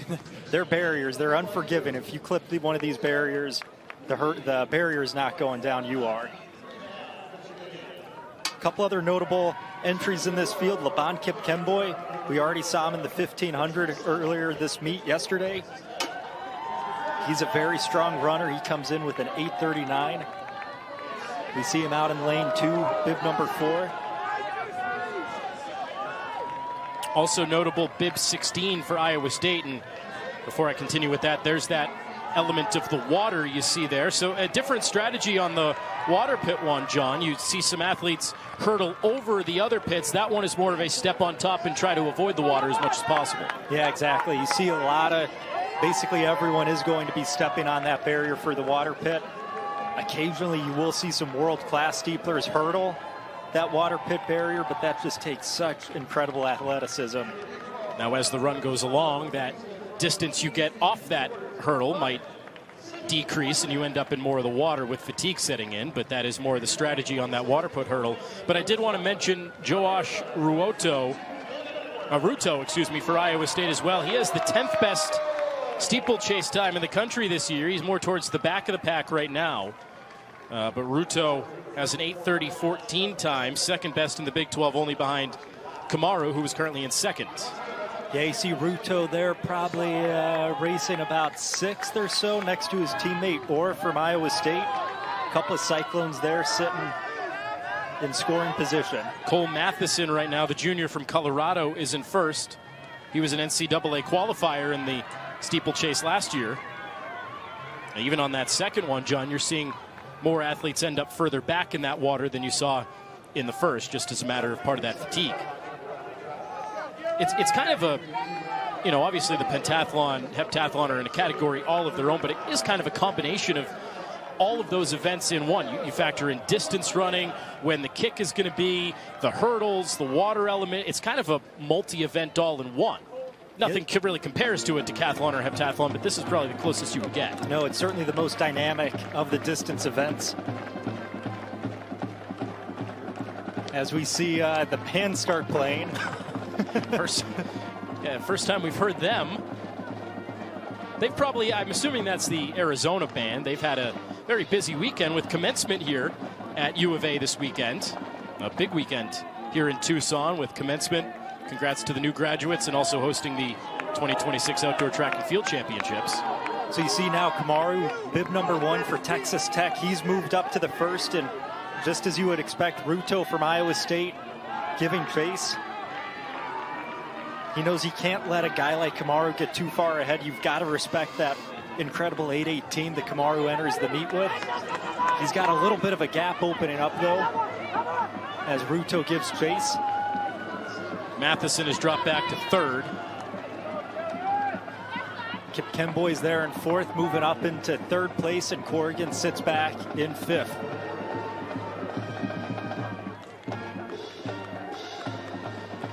There's Corrigan there going over that hurdle. So Matheson, the original leader, has dropped back to fourth as they continue this steeplechase. We'll bring Alex back in. It's been a little while since we've heard from her, but we'll go down to Alex Glover, who's down at the track level with one of our winners.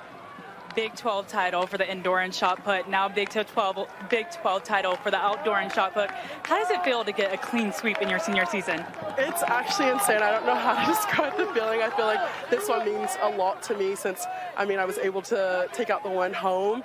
And I'm just so happy. I'm so grateful to be here. And yeah, stoked about the results. You competed in regionals a couple of times. What are the expectations you have for yourself in these coming weeks? Yeah, I think the expectation is to tone down my technique and kind of get the finer pieces together for regionals to make it to nationals. But not only that, just to have fun and enjoy like the last few weeks of my senior year. Thank you so much and congratulations. Thank you so much. Back to y'all. Thank you, Alex. Hard to really call it an upset for Tapanisa, but during the regular season in the outdoors, she had the fourth furthest throw. Amori Pearson for Texas Tech had the top throw in the Big 12 this year, but Tapanisa Havea for Arizona claiming some points on the women's side for the Wildcats. The All-American adds an individual title in the outdoors for the shot put. Congratulations to her as you continue to watch the 3,000 steeplechase on the men's side with Ruto for Iowa State now moving into first ahead of Kamaru for Texas Tech. We saw during that interview, Kamaru slowed down the pace, 71 seconds. It allowed Ruto to take the lead. You think that's got to be probably a strategic decision on Kamaru's part? Does not want to lead the race. So Ruto for now in the lead. But Kamaru's right behind him. Kip Kemboy's there as well. And Cole Matheson from Colorado moving up to third place. Look at this push by Kamaru. Closing in on the last couple of laps here. 3 laps to go. So he didn't want to lead it, John, but then realized he does want to lead it with a handful of laps remaining. You see that pace quicken there? It's almost as if he wanted a one-lap break. But Ruto still looks good in second place. Matheson in third, but a distant third. These were 2 of the top runners that we highlighted and expected to compete well in this 3K steeplechase. Women's to follow. This is the final, as I mentioned to you earlier, no preliminaries in the steeplechase. So a winner will be crowned over the next 2.5 laps. And look at that hurdle by Kamaru.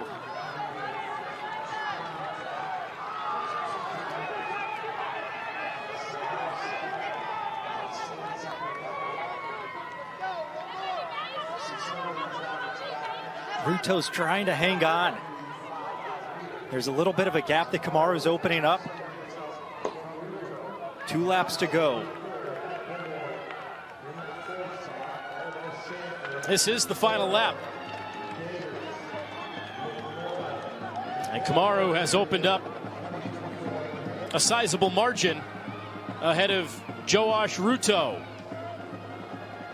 I mean, just looks like a man, John, that is not tiring at all. That is real good form still.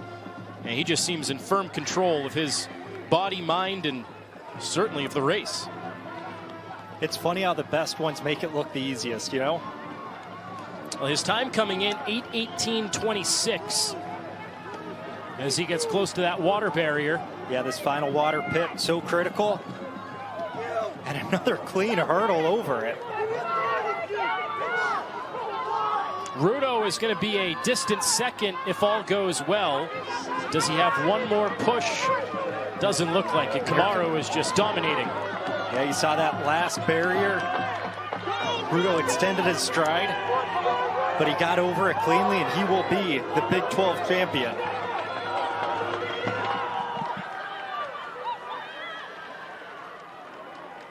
It looks like there's some confusion here. Yeah, the first 2 are still running. Everyone else is, the race is over. But Kamaru and Ruto are still running. They're getting their money's worth here. The race is over. But Kamaru, I guess showing I mean, how in shape he is. I've never seen this before. Either this is a show-off move or he's genuinely confused. Yeah, this is the fastest cool down, the fastest victory lap I think we've ever seen. Well, take a bow, young man. You have won the 3K steeplechase in the Big 12. And a little bit extra just to show off a bit. My heart sunk a little bit when I called him the Big 12 champion and he ran right through the finish line. Have you ever seen anything like this? Yeah, this is bizarre. I wonder if he realizes it now as he sees everyone else sitting on the ground.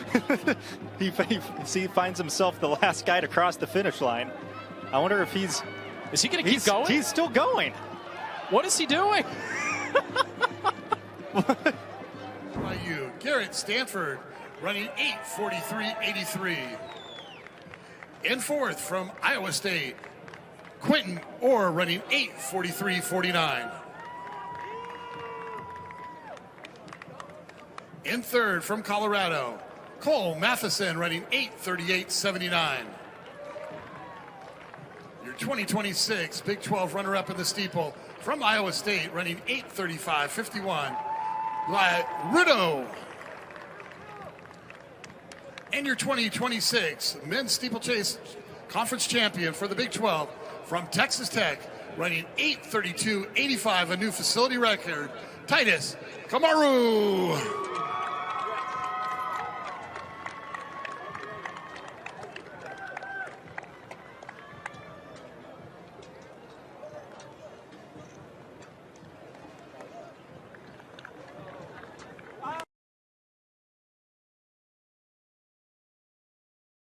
Grant Levesque of Houston, the senior, currently in fifth with 6,928 points.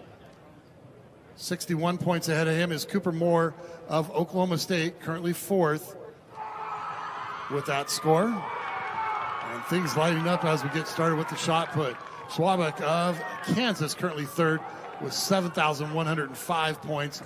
Just 22 points ahead of him is Dorian Charles of Kansas State with 7,127 points. Stephen Schmidt, your leader in the decathlon from Oklahoma State, the skier, has a score of 7,155 points. Just 28 points ahead of Charles. And remember, every second worth about 7 to 8 points.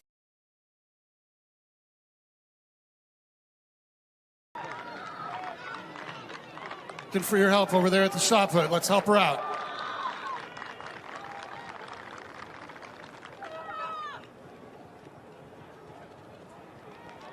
And she'll step that one out. Avea, your winner in the women's shot put. We ask our top 8 to please make their way to the awards podium. Healy of BYU, Mitchell of Texas Tech, Jackson of Cincinnati, Bambola of Arizona, Pearson, Texas Tech, Onye of Cincinnati, Freeman of Houston, and Havea of Arizona.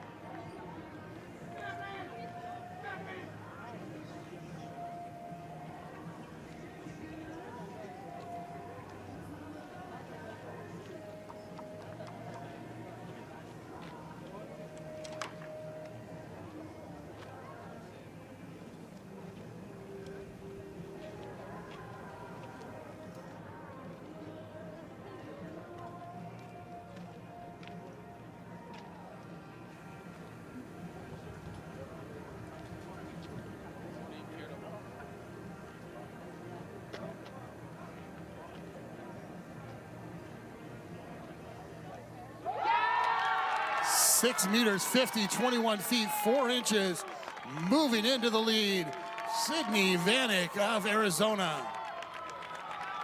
Still 3 jumps to go here in this competition. Ladies and gentlemen, we ask you to direct your attention to the award stand for presentation of awards in the women's long jump. Presenting those awards from Arizona, Dino Dodik. Finishing 8th at 6 meters 20, 20 feet 4 1/4 from Kansas State, Chisholm Nwofor. In 7th from Texas Tech, jumping 6 meters 21, 20 feet 4 1/2, Olga Schlachta.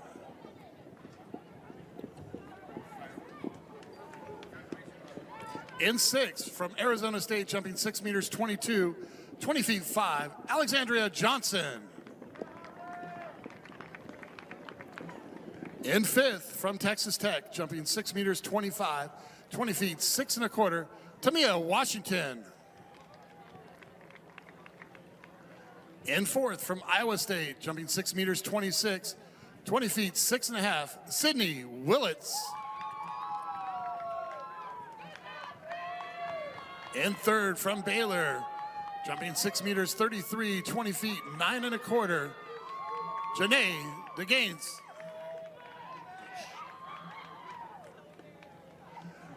And your Big 12 runner-up in the women's long jump from Kansas State, jumping 6 meters 42, 21 feet 3/4 of an inch, Aaliyah Lindsay.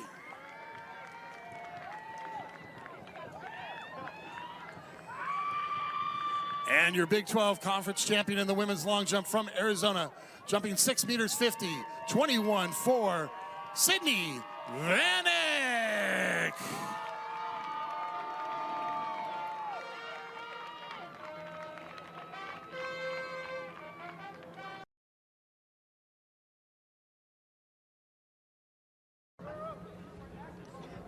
And a big improvement for Barry, 17 meters 93, 58 feet 10 inches, moves him all the way up to 2nd. Sam Hallowooth getting it going.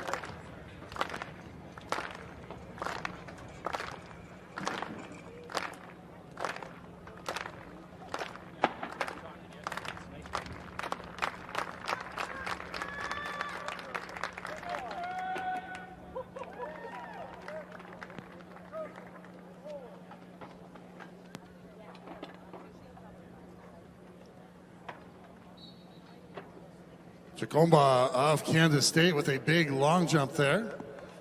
And we do get the white flag.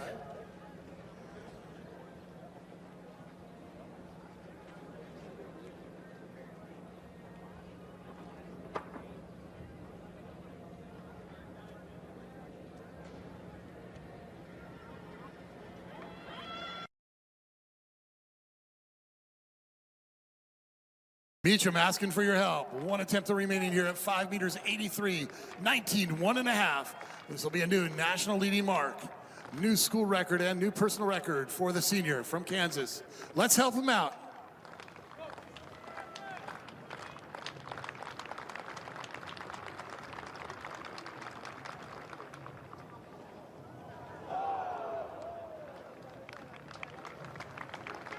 Meacham will be our conference champion at 5 meters 63, 18.5 So with the men's pole vault wrapped up, we ask our top 8 to make their way to the awards podium. Finishing in 8th from Baylor, jumping 5 meters 08, 16.8, Parker Brennan.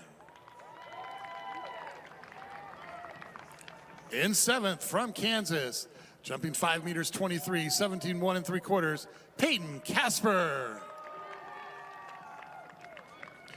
In 6th from Texas Tech, jumping 17.1 3/4 as well, Sam Hurley. In 5th from TCU, also jumping 5 meters 23, 17.1 3/4, Ben Kerbo.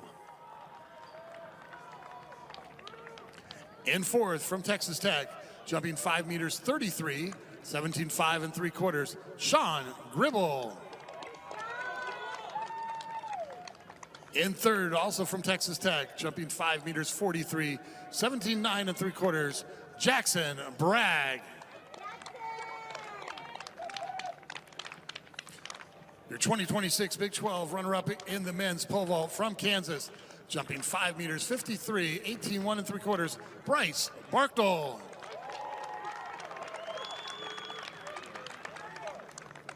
And your 2026 Big 12 champion in the men's pole vault from Kansas, a senior, jumping 5 meters 63, 18.5 Anthony Meacham.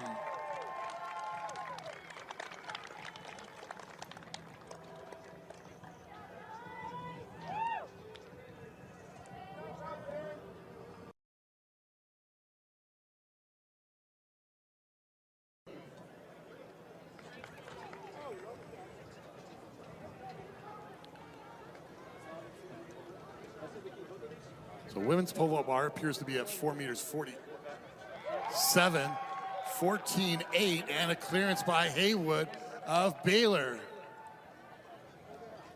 We have him here whenever y'all are ready. Or I guess whenever you're ready, it's just us. Ladies and gentlemen, we direct your attention to the awards podium for presentation of awards in the women's pole vault. Finishing, correction on that, Brandon Richards from Baylor presenting the awards. Finishing in 8th from Cincinnati, jumping 4 meters 17, 13.8 1/4, Abby Noof. In 7th from BYU, jumping 4 meters 17, 13.8 1/4, Callie Faulkner. And we have a tie for 5th, also at 4 meters 17, 13.8 1/4 from Kansas, Mason Meisershaken. And also from Houston, Maria Pantagotu. Finishing 4th from Baylor, jumping 4 meters 27, 14 feet, Alicia Lentz. Finishing 3rd from Kansas, jumping 4 meters 37, 14.4, Madison Stody. Your Big 12 runner-up in the women's pole vault, also from Baylor, jumping 14 feet 8 inches, 4 meters 47, Molly Haywood. And your 2026 Big 12 champion in the women's pole vault from Baylor, jumping 4 meters 47, 14.8, Tenley Kuhn.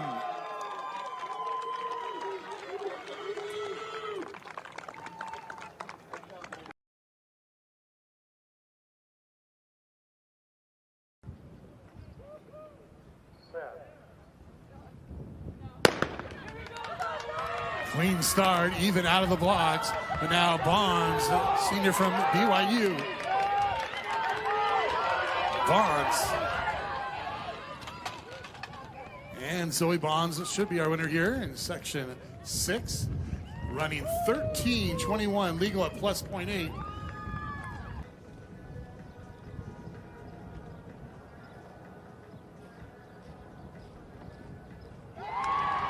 And a clearance by Brinker here in the high jump. Clearing 1 meter 82, 5, 11.5. And that'll give her 1,003 points.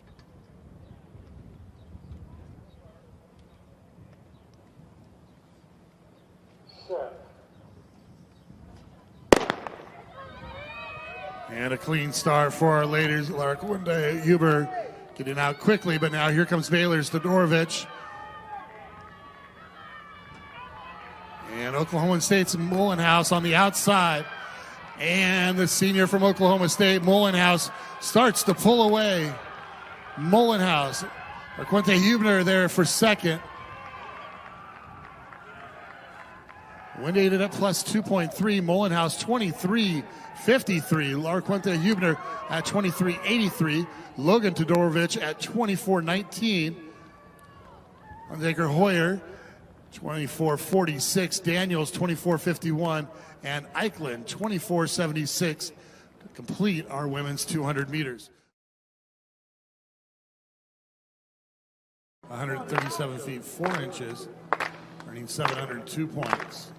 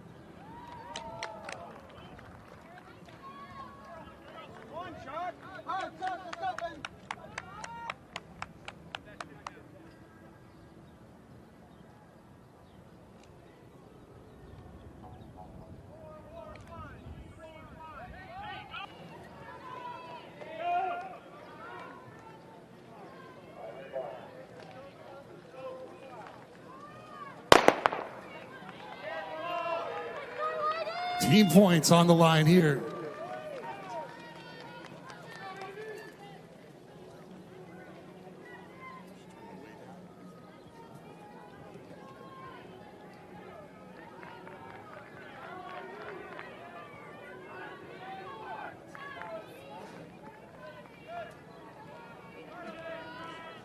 Appears to be Mullenhouse going up front. 31 through the 200-meter mark.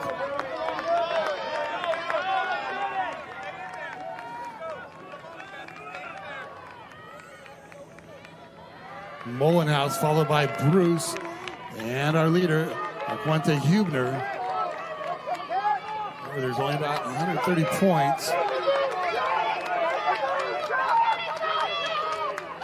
And Andy Mullenhouse, our defending champion, trying to get some separation so she can be a back-to-back champion as she goes through at 63.4.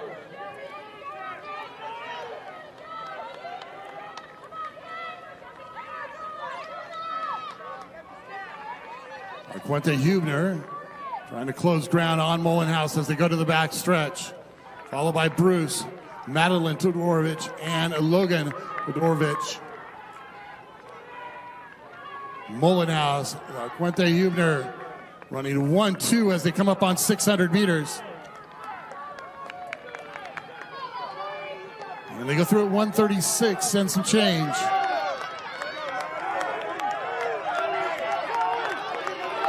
Mullenhouse, Larquinta Huber. And on to the home straightaway with Oklahoma State's Mullenhouse up front. Larquinta Huber of Cincinnati, the junior.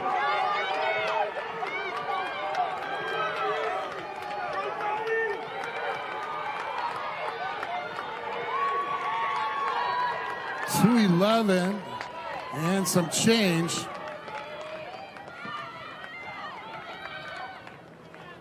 Both of our top athletes there will go over 6,000 points. Mullenhouse, 2:11.22. Larquinta Huber, 2:14.23. Bruce, 2:15.53. Hoyer at 2:19.40. Brinker, 2:20.58. Kosoglu at 2:22.52.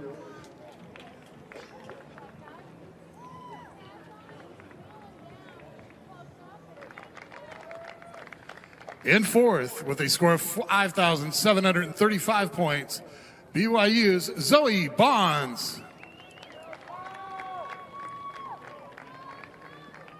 In third with a score of 5,830 points, a sophomore from Baylor, Logan Todorovich. And your runner-up, currently number 3 in the NCAA, scoring 6,005 points, the senior from Oklahoma State, Annie Mullenhouse. And your 2026 Big 12 champion, currently number 2 in the NCAA, scoring 6,086 points, a junior from Cincinnati, Juliette Larquente Hubner.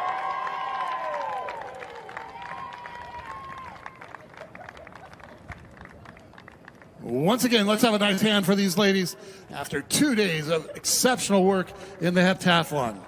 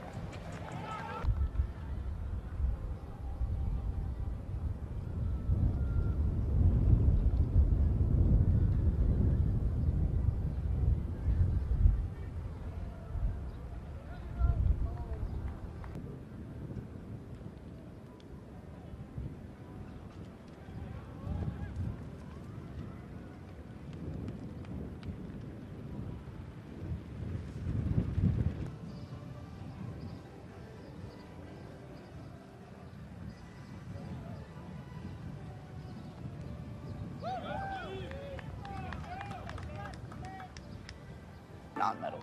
And a clean start here, section 1 decathlon, 400 meters. Swabik getting out. Swabik comes in with the best at 49.24. Grant Levesque 49.04 and McMullen 48.61. So pretty even on the split. All-time best. McMullen starting to make a move on the outside. And here comes Grant Levesque in the middle of the track. But McMullen on the outside onto the home straightaway. Looking against some points. McMullen, Levesque, Swabik. And Chase McMullen, your winner here. 47.86. A lovely PR there. Grant Levesque at 48.88. A new lifetime best. And Swabik, 50.37.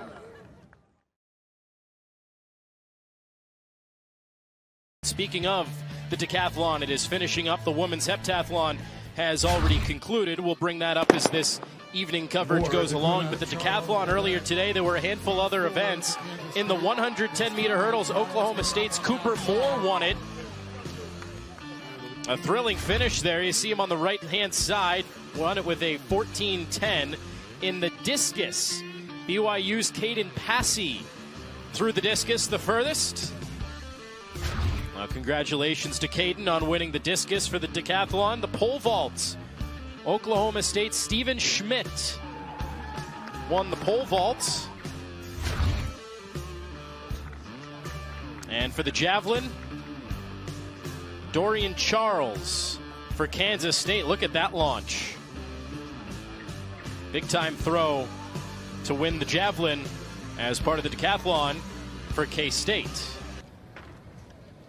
But it will come down to this with Dorian Charles for Kansas State right on his heels. They are underway. 400-meter track, so 3 full laps and 3/4 of another. We should point out, too, that Schmidt does have a little bit faster of a 1,500-meter PR than Dorian Charles. 5:04 lifetime best for Schmidt. 5:12 for Dorian Charles. So certainly Charles is going to be keeping Schmidt in his sights, and we'll see how that plays out. With Schmidt leading with the 5:04. Let's go, Grant! Let's go, Grant! Still McMullen in the lead. Come on, by a handful of paces.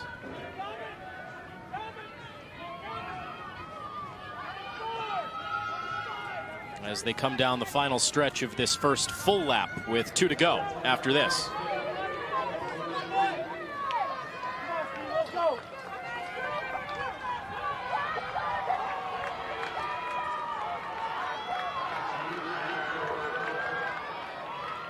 Great start from McMullen here through 2+ laps, leading the pack with Passy behind him, but just to have anything left in the tank at this point really is a testament to the fitness and durability of these athletes.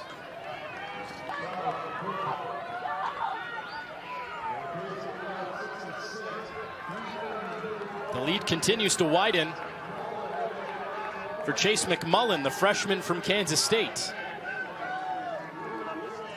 Entered without a 1500 time this year, but he seems like a natural fit for this event.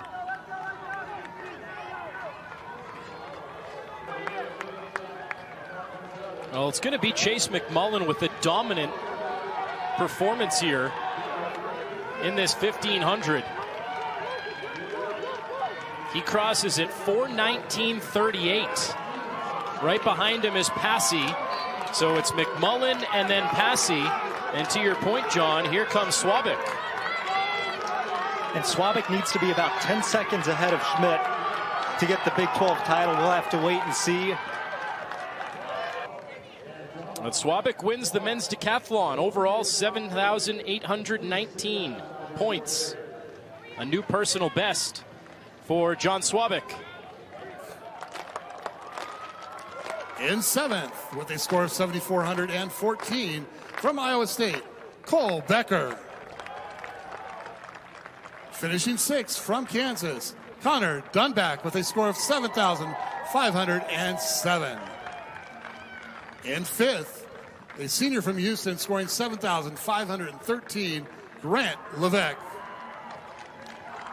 In 4th, from Oklahoma State, Cooper Moore scoring 7,558. In 3rd, with a score of 7,729 from Oklahoma State, Stephen Schmidt. Your Big 12 runner-up from Kansas State, scoring 7,748 points, Dorian Charles. And your 2026 Big 12 champion in the men's decathlon from Kansas, with a score of 7,819 points, John Swabik.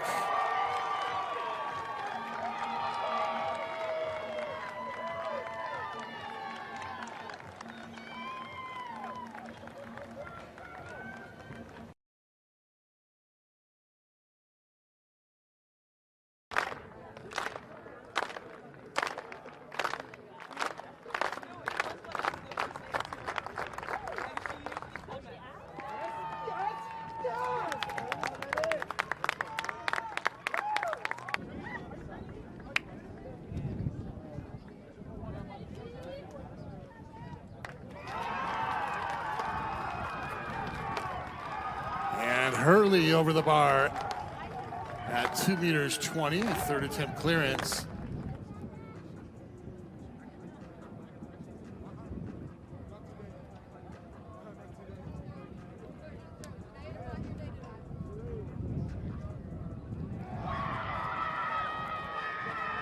And Mita over the bar at 2 meters 26.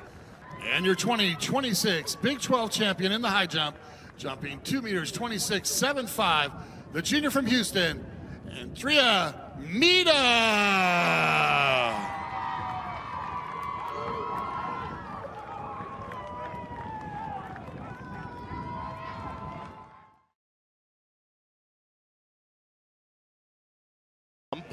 And give you a look at that. We already mentioned to you that Adeshina was your high jump champion. And it's kind of by default because she's the only one still jumping. Nobody else has cleared past 1.85. She just cleared at 1.94. And your 2026 Big 12 champion in the women's high jump from Texas Tech, jumping 1 meter 94, 6'4 and a quarter, Motopi Adeshina.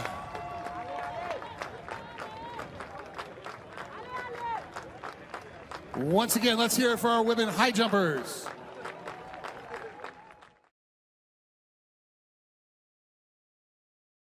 From Iowa State, running 2:06.09, Michaela Clark.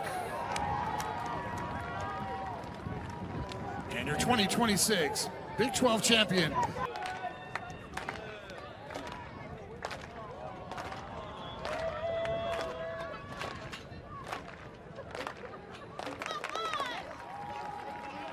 In 6, Logan Hubler from BYU, running 50.87. In 5th, from Cincinnati, Camden Beatty, running 50.85. And your 2026 Big 12 champion in the women's discus from Arizona State with a throw of a 191.11, Anise Lopez.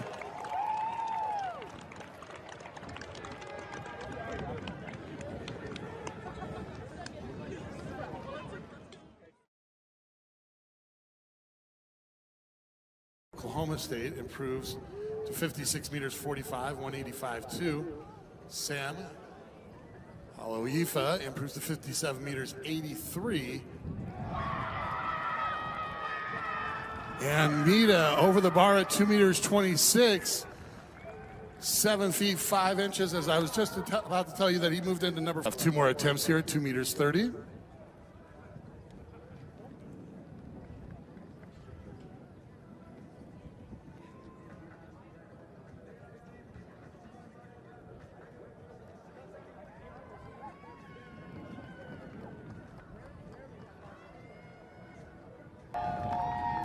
And your 2026 Big 12 champion in the men's discus from the University of Houston, throwing 191.10, Cannon Wary.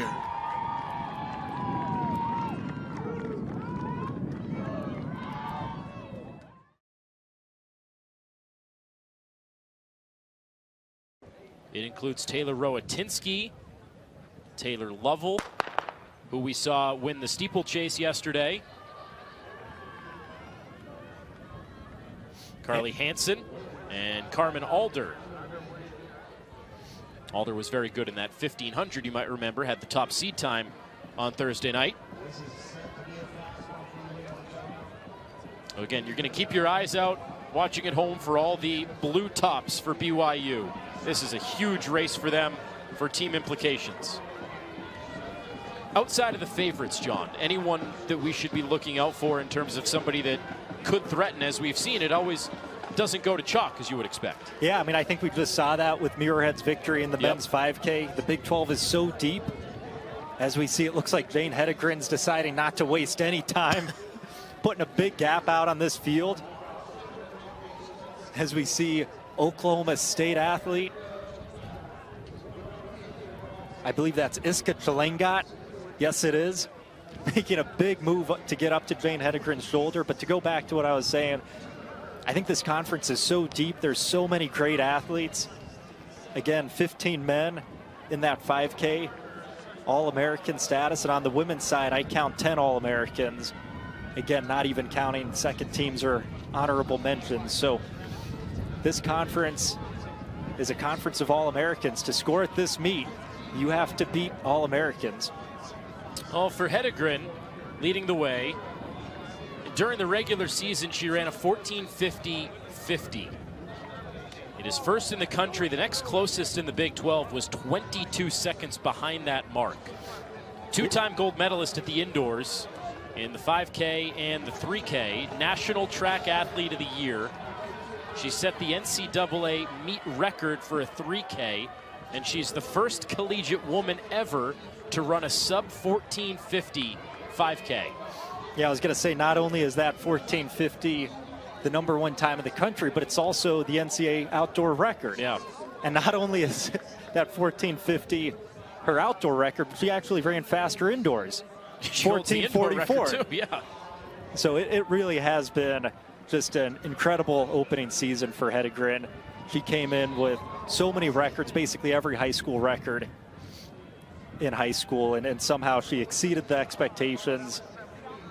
Again, runner-up in the fall, swept the 3K, 5K at NCAAs. I'm really excited to see what the next couple years have in store for her, because she is such a strong runner. On the Bowerman watch list as well, which would really just conclude what's been a fantastic freshman year for Jane Hedegren. She's leading the way right now, and while we have some time, we'll keep your eyes on this 5K on the women's side, but we'll also send it down to Alex, who is with the women's 5K champion. Today, you didn't get the winning jump until the 5th attempt. What adjustments did you make from the beginning of the competition to get that? I kind of had to adjust to the wind that was blowing out here a little bit, and just myself like opening up more towards the last few attempts and just getting back so that I can get on the board and get in a good position to jump far. Finished second at last year's Big 12 Outdoors. Now, obviously, getting the gold and a season's best. How much confidence does it give you going into regionals and nationals? It definitely gives me a lot of confidence knowing that I can come out here and jump like this and get the win, especially after doing 6 long jumps late last night. It gives me a lot of confidence going into regionals, and I'm just excited to just keep going farther and farther. Thank you so much, and congratulations. Thank you. Back to y'all. Thanks, Alex. I misspoke there. I said the women's 5K champion. We haven't crowned that yet. That was the women's triple jump champion. Tamaya Washington wins it for Texas Tech, and that was big. You talked about it too, John. I think we were off the air when you said it to me privately, but you didn't necessarily have points in the triple jump. That's a big upset there with Wampuch Pigo for Kansas State not taking that top spot. So those were additional points that helped Texas Tech women get to that top spot before this 5K, which, as we've talked about, so important for BYU. Yes, absolutely. I think the team title, because of what Texas Tech has been able to do earlier in the day, the team title really rests in this women's 5,000. You see Jane's in first position right now, and then a big gap. It looks like the rest of the women for BYU are going to be battling kind of for that 3rd, 4th, 5th place finishes. Iska Chilengat for Oklahoma State is giving Hedegren some company at the front. And we've seen this so many times this year from Jane. She loves to get out hard, set the pace. She's never afraid to get after it, no matter if it's a small meet, a big meet. She's got just an incredible competitive drive to her. Chilengat, her personal best is a 15:16. So in comparison to Hedegren, that's about 26 seconds behind what her personal best is. And we should point out that that is still a top 10 time in the country. So Chilengat, absolutely no slouch, no. But she's got her hands full with the freshman phenom. What's the mindset? How do you determine whether you're going to just let somebody go to the front of the pack, set the pace, and then you make your own move, or if you're going to maybe steer off the course of what you would normally run, how you would normally run, and keep pace with the leader? How do you determine that in the heat of the moment? Well, I think if you're Chilengat, it all comes down to whether or not you want to cede the Big 12 title to Jane Hedegren after the first lap. Because Jane made a huge move after the opening lap, and you saw the rest of the athletes were content to let her go and just fight kind of for the remaining positions. But Chilengat made a gutsy decision to go with Jane. Probably a decision she talked about with her coach ahead of time. She probably knew, as we knew, you looked at the team scores, that someone, whether it was Hedegren or one of her other teammates, was probably going to make a big push forward, knowing how important this was. So there were probably, to your point, some discussions of, hey, if one of them goes, are you going to stay with them, or are you going to stay back? There was probably that discussion beforehand. Absolutely. But we see Jane, just as always, looking so strong. She's opened up already a little bit of a gap between her and Chilengat. I mean, Jane just is continuing to click off 73-second 400s. We'll see what this split is. Came across at 6:46.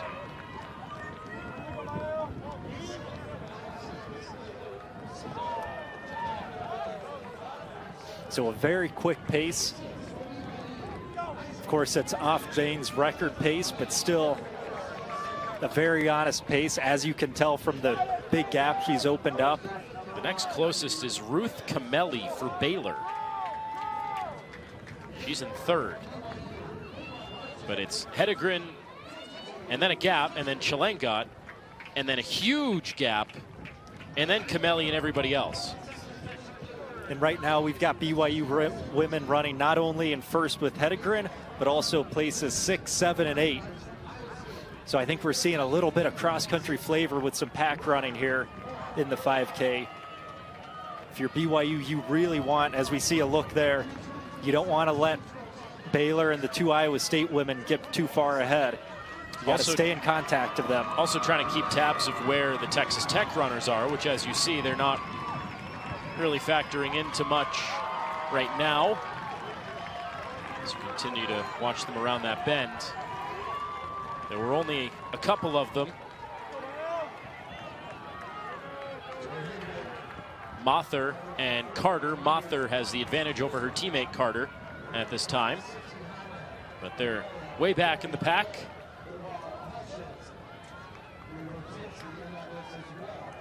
So still plenty of race to go here, John, but the way it's looking, Hedegren would be 1.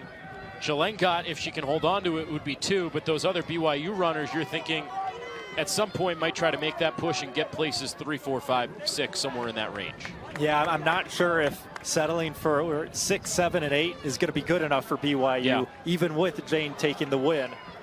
They need a lot of points in this event to challenge Texas Tech for the team title. That's why you see Kameli start to forge ahead a little bit more. The junior for Baylor in 3rd place. Cyclone mixed in there as well.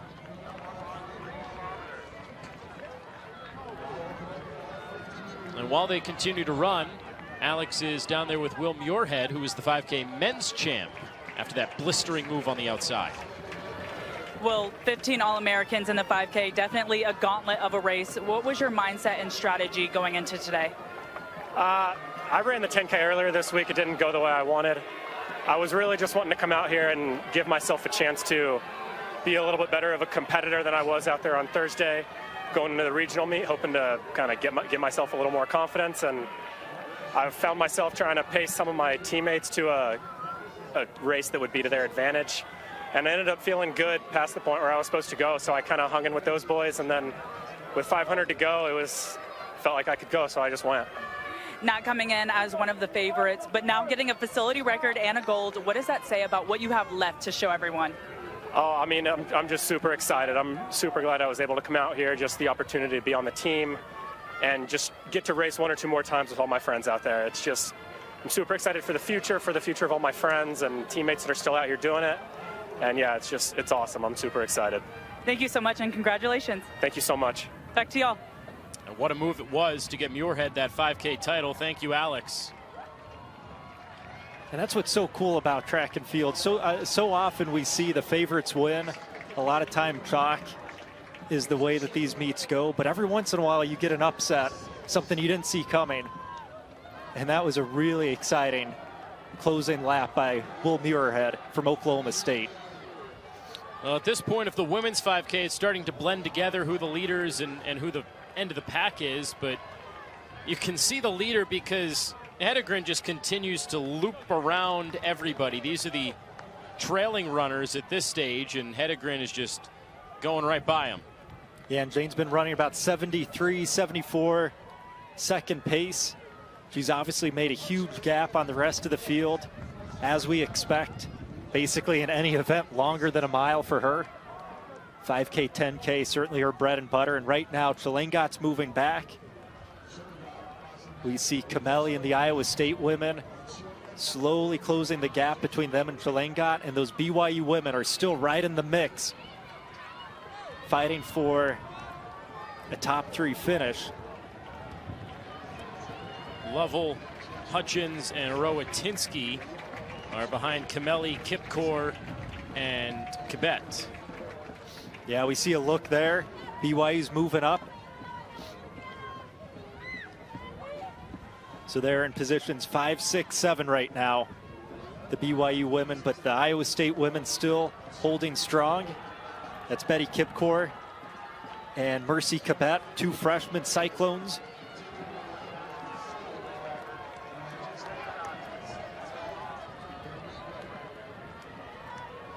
But it's still just all Jane, and look how comfortable she looks. Even at a fast pace, she looks more comfortable than the runners she's lapping.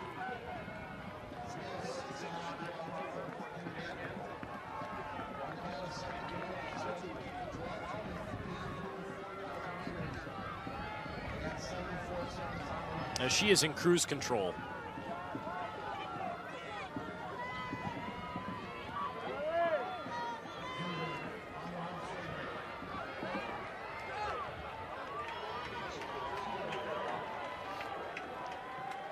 So she's coming up to 4,200 meters right now. So 800 to go for Jane Hedegren. Still in complete control, making it look easy. So if you continue to factor in, John, those about 73, 74 second paces, she just crossed at about the 13-minute mark on the dot. So that would put her a little bit over 15 minutes for her final time. Yeah, she's running really fast right now. As we've seen this just every time she steps to the track. It's not just that she wants to just get the win. She wants to run truly as hard as she possibly can. And we'll have to see where she's at with a lap to go.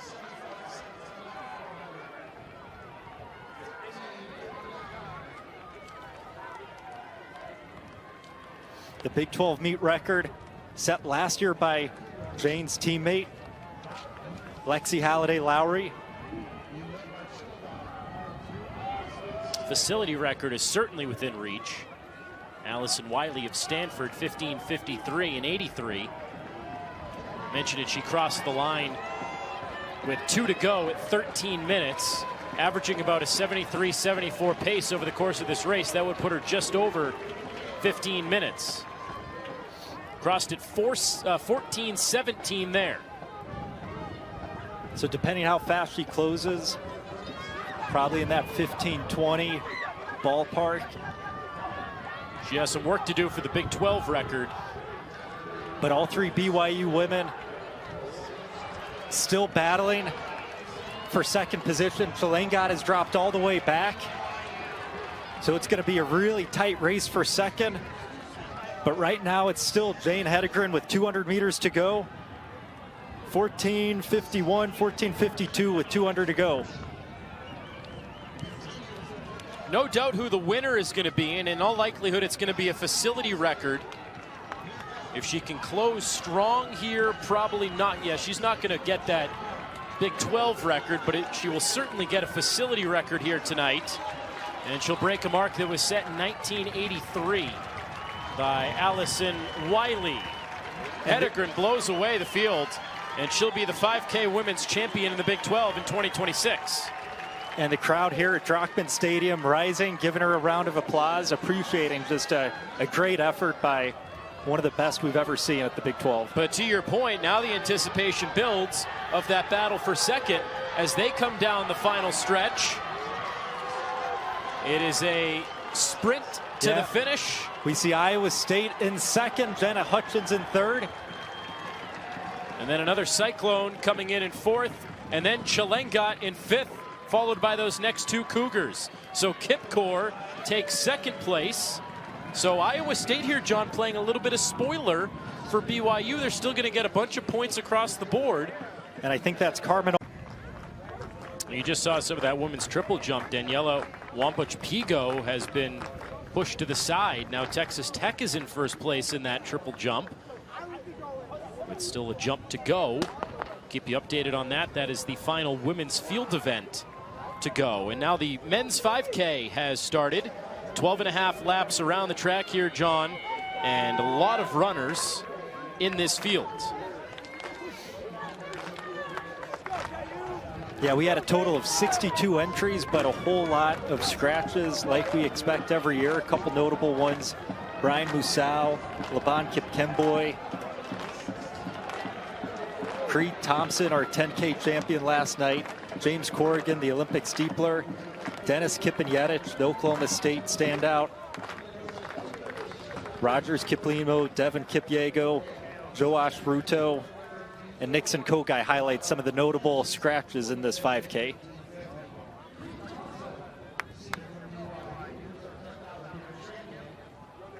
Before those scratches, I counted a total of 15 All-Americans in this field, and that's not even counting second team or honorable mention All-Americans. So the Big 12, we've said it before, but it's the premier distance running conference in the country.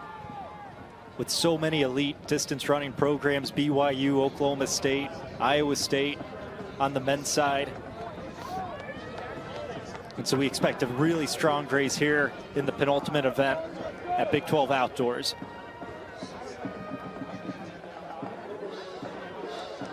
It is Max Liao for Arizona leading the way right now. Although not for long, with Nate Stadlander, freshman for Oklahoma State, now in front. So a couple of freshmen there at the front of the pack right now for Arizona and Oklahoma State respectively. And I see running in 7th right now, that's Isaac Hendegren from BYU, the older brother of superstar Jane Hendegren. But Isaac Hendegren, an excellent runner in his own right. He's been just a phenomenal developmental story, and he's had a breakout season really all of 2026, but specifically outdoors. He ran a great 13:28 at Stanford, 8:35 3,000 steeplechase, and a strong 3:59 mile up at altitude. He's just gotten better year after year. Well, we'll keep this on your screen here as part of a split box. We'll go down to Alex as well. She's with Teneto Petashina, who won the high jump and tried to challenge for that collegiate record, couldn't quite get it, but still the high jump champion nonetheless. 5th straight Big 12 record. When you include both the indoor seasons and the outdoor seasons, how do you stay so consistent over time? By having a good practice, thanks to my coach and my athletics trainer, Jare. He always helped me during my rehab section, my flexibility section. So they contributed to my success. Yeah. You continue to push yourself meet after meet. What are you most excited to see from yourself in both regionals and nationals? I just want to do the 2 meters. I don't know why the 2 meters is scared of me. Please, God. So I just want to do the 2 meters and like win the nationals here. Thank you so much and congratulations. Thank you. Back to y'all. Thank you, Alex. And the dominance continues in the women's high jump for Adeshina. Few Cowboys in front, 3 of them, as a matter of fact, as Jacob Deacon, the sophomore for Oklahoma State, has joined the top 3. He is in 3rd. Stadlander still up there for the Cowboys as well. And there's a little bit of a glitch in the live results right now, but in 3rd place, that's Oklahoma State's Adisu Guwadi running in 3rd. I think what we're seeing right now is Oklahoma State, those first 2 guys may be pace setters, something that's not uncommon at Big 12 championship races. Dave Smith wanting an honest pace early on in this men's 5K.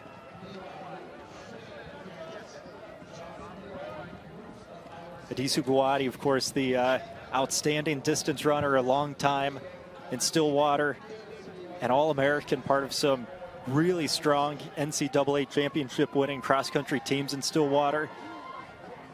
He's there running in 3rd place. We haven't seen him this meet so far, so I think something that's interesting about this 5K is a lot of times you've got a mixture of athletes who are doubling back from other events.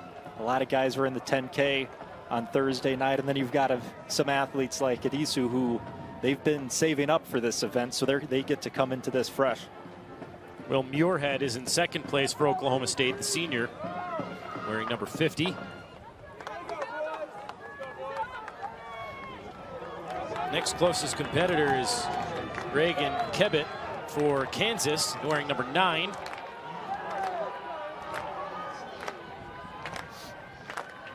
And then you see, you talked about BYU earlier with Hedegren, Taven Kitchen is right there in 5th place. Look at this big move by Titus Kamaru.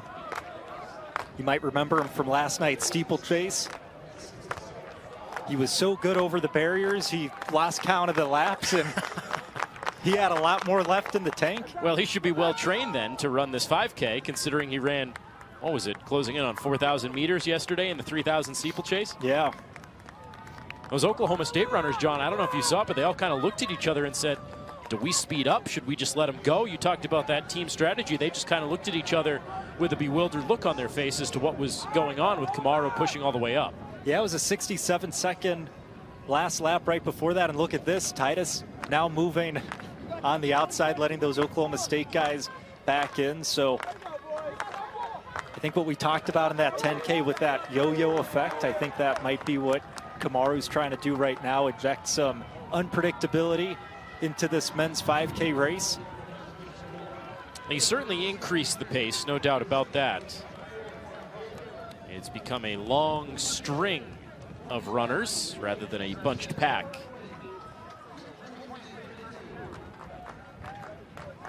Kitchen is now in third, Kamaru back to fourth. And we saw Kitchen drop out of that 10K Thursday night. But of course, Kitchen having an incredible freshman season in Provo. He has the program outdoor record, 5th best in the country. He also holds the indoor 3K record, 2nd fastest 5K time in the indoor circuit. He has the fastest 3K time indoors among NCAA freshmen ever. Now has to go, of course, the handful of more times around the track with the 5K. Yeah, between him and Jane, BYU has 2 of the fastest freshmen in the country. Taven also anchored that distance medley relay winning team at Big 12s. Now into first place is Stephen Mororo for Kansas. Talked about him the other night as well in the 10K.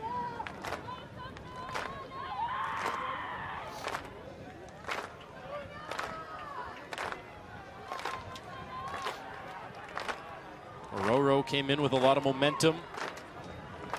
Push on the outside a little bit from Robin Kemoy Berra, who has the 4th best time in the country this year with a 3:15.64, 2nd best in the Big 12. I mentioned all those scratches and all those All-Americans that are not running, John. You would think that Kemoy Berra has a good shot at pushing here and taking down this 5K with the open field. Absolutely. We saw him struggle a little bit in Thursday night's 10K. He finished 8th place. But conference 10Ks are so weird. A lot of times it's tough to really make anything out of them. It's a case where if you've got a bad race, you can kind of just flush the tape sometimes and move on, because there's always another race.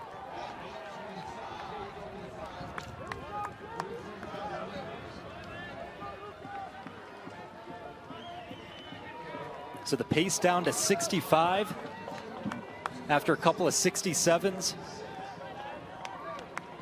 We're still waiting on that most recent 400-meter split, though.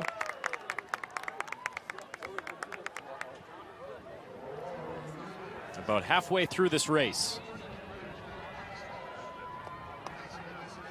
A jump out to the outside there for Mororo. I don't think he wants to lead anymore, and he's going to bow out. So Mororo feels something there, perhaps, and he is moved out of the race. So no more Stephen Mororo for Kansas. Yeah, it looks like he was probably just a pace setter. Again, it's not uncommon to see that. Kansas does have an athlete at the back of this lead pack. That's the sophomore Reagan Cabet. He was towards the front earlier. But for right now, it's Isaac Hedegren in the lead, taking them through. We're still a couple minutes behind on the live results. But Kitchen holding strong in 2nd place.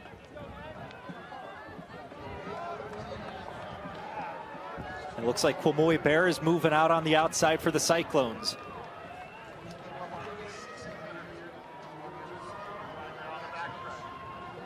And you still see Kamaru as part of that mix. Hard to miss him in those neon green shoes.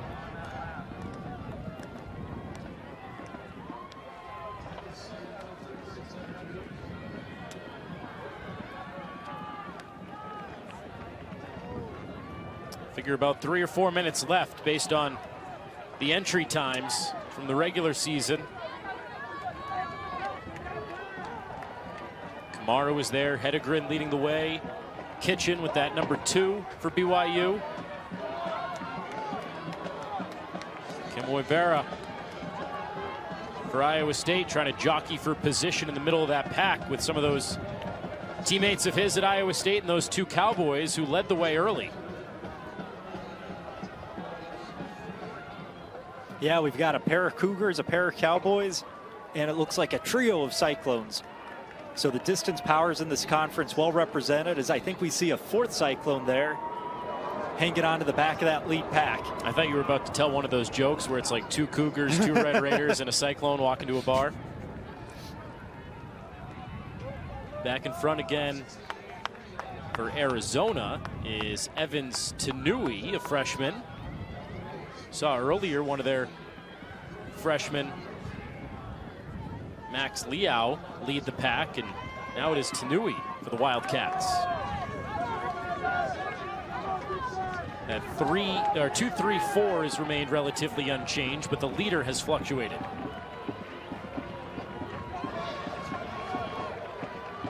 And with 800 to go, it's still anyone's race. Whole plethora of runners in the pack. Jockeying on the outside, Kamaru and Kemoy Berra battling for that spot, and a little push in the back there.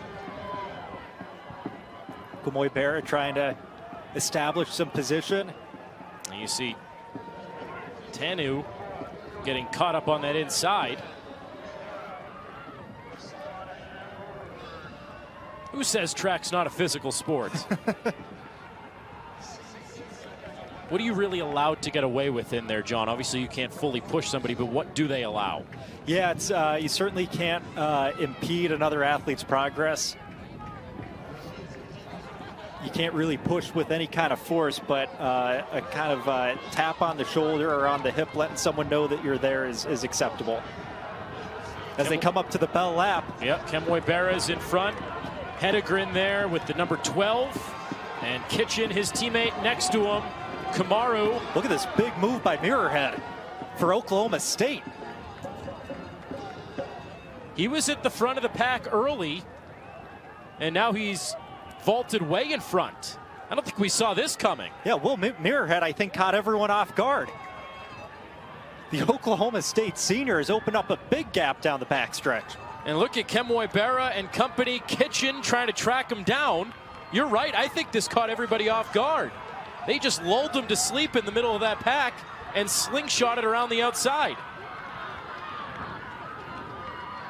Kemoy Berra is not done yet, though. But it's all Mirrorhead as they come down to the home stretch. 50 more meters to go for Will Muirhead for Oklahoma State. Nobody's going to catch him. From the middle of the pack to a 5K champion, Will Muirhead for Oklahoma State takes the gold. Out of Kansas State on the runway, asking for your help.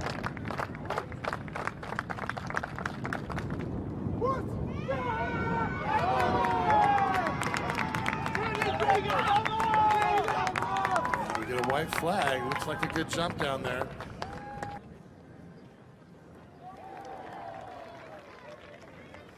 Giving several more over the bar here at 2 meters 07 in that men's high jump.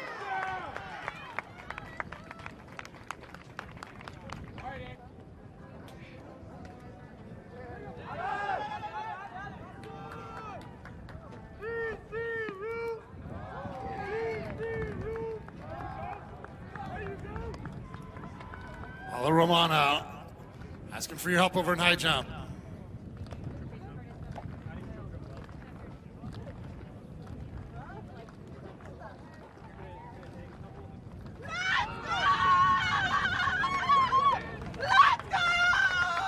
Possibly another world leading mark we can get here.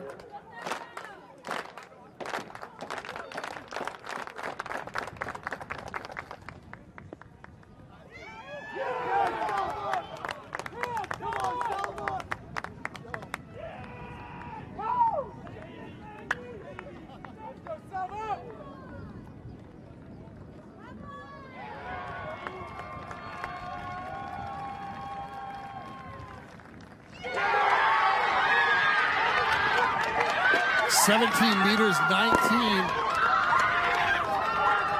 Right as we also get a clearance in the high jump and a gun test for our starters. From Kansas State, jumping 46, 4 3/4, Seva Prabhu.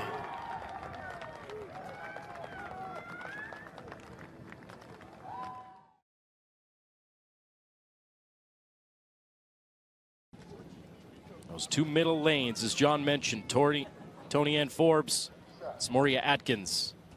Two best in the Big 12 this year. It's a great start in 5 for Forbes.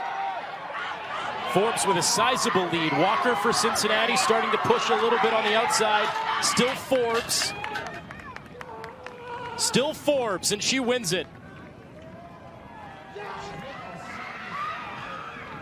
Forbes in first with a 12.75, followed by Galloway for UCF.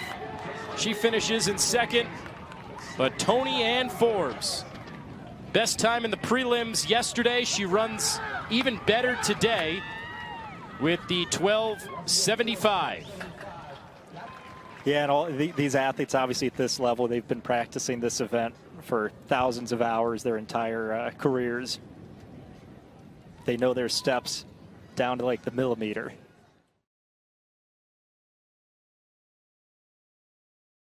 They have 3 options to try to crack that top 3. Nyatusa, Snow, Clark. Lanes 3, 5, and 7. Paredes in 6 for Arizona. Top time in the conference this year.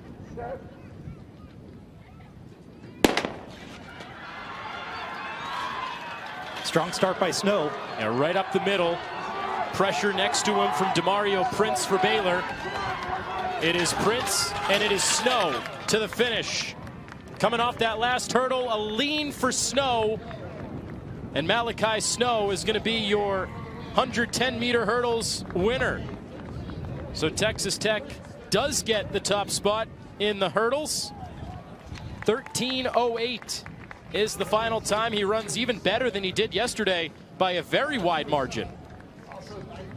In the men's 110 hurdles from Texas Tech, running 13:08, Malachi Snow.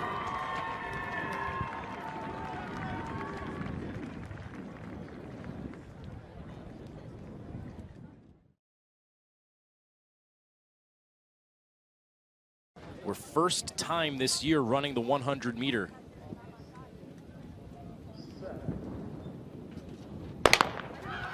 She gets off to the really good start for TCU. Pressure next to her. Up the middle, it's Epps for Cincinnati holding first place for a little while. Kaya Epps for Cincinnati at the final stretch wins the 100 meter. The fastest woman in the Big 12 for the Bearcats, 11:07. What a run by Epps. She comes into this weekend with only the 8th fastest 100-meter seed time, but ran strong in the prelims and upsets the favorites Colbert and Mayberry for the Big 12 title.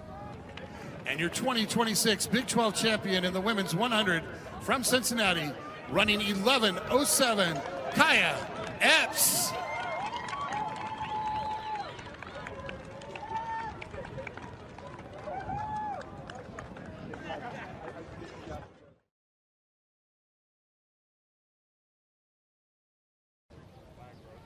Ethan Long representing Cincinnati in lane 2. Transfer from Western Carolina. He was the SoCon Freshman of the Year, the program's first since 2017 last year.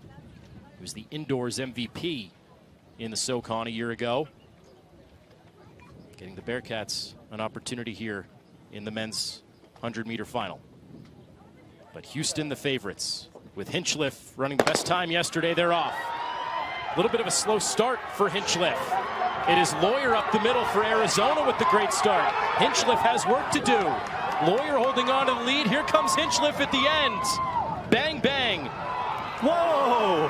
It's Lawyer with a 9.93, a sub-10. He takes down Hinchliffe to be the fastest man in the Big 12. The host Wildcats get Lawyer at the top of the podium in the 100-meter. A blistering time, 2 sub-10 times. But it's Lawyer in front by 0.04 of a second to beat Hinchliffe. And your 2026 Big 12 champion from the University of Arizona, running 9.93, Mason Lawyer.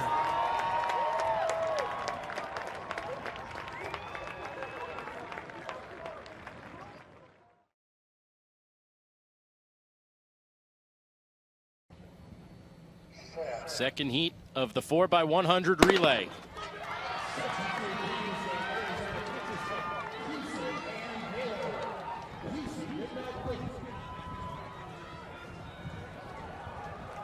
Rather clean exchanges all around. Baylor running with Lorenz Colbert. We'll see him in multiple other events later on this afternoon. All clean there again. Still Baylor in front. This is Raquan Graham. Now it's Houston bursting through. That's Dakari Charlton with his run. He hands off to Hinchliffe. He had the top time in the 100-meter dash yesterday. He has to try to hold off Texas Tech. Hinchliffe wins it. Held off Kamarly Stewart in that final leg, 38-51 for the Houston Cougars to win the 4x100 relay. And that was Arizona that ended up in second place. Texas Tech having to settle for third place after coming in with the top seed time. An outstanding closing leg by Hinchliffe. And your 2026 Big 12 champions in the 400 relay, running 38-51, Houston.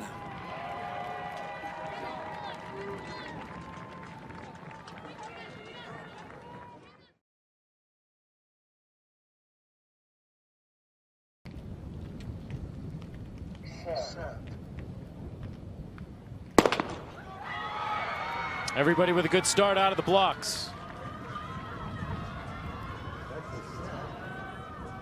Tyria Kelly making good strides for Baylor. That was a strong opening leg by Texas Tech as well.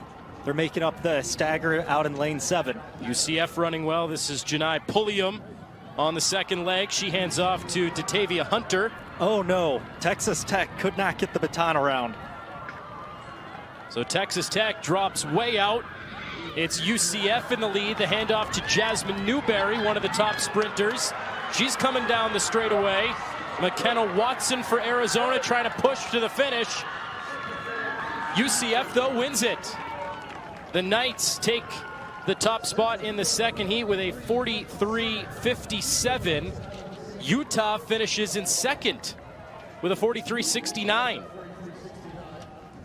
And your 2026 Big 12 champions in the women's 4x100 relay in a time of 43-57, Central Florida.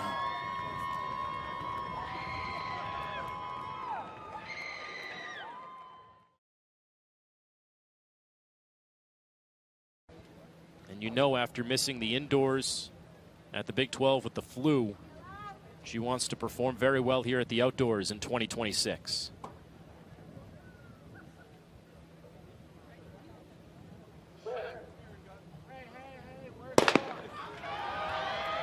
Kaya Epps for Cincinnati out of the blocks, very strong in lane 7.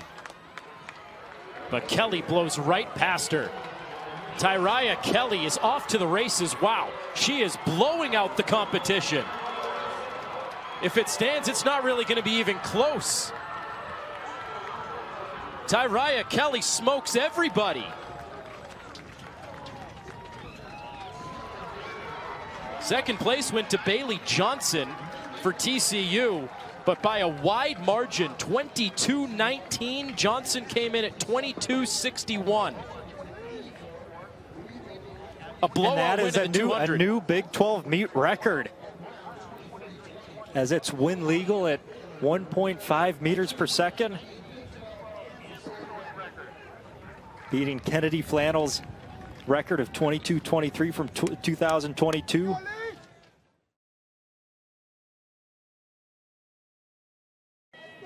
Bobo has the 4th best time in the nation from the regular season. Did not run to his usual standard in the prelims. He's in lane 2.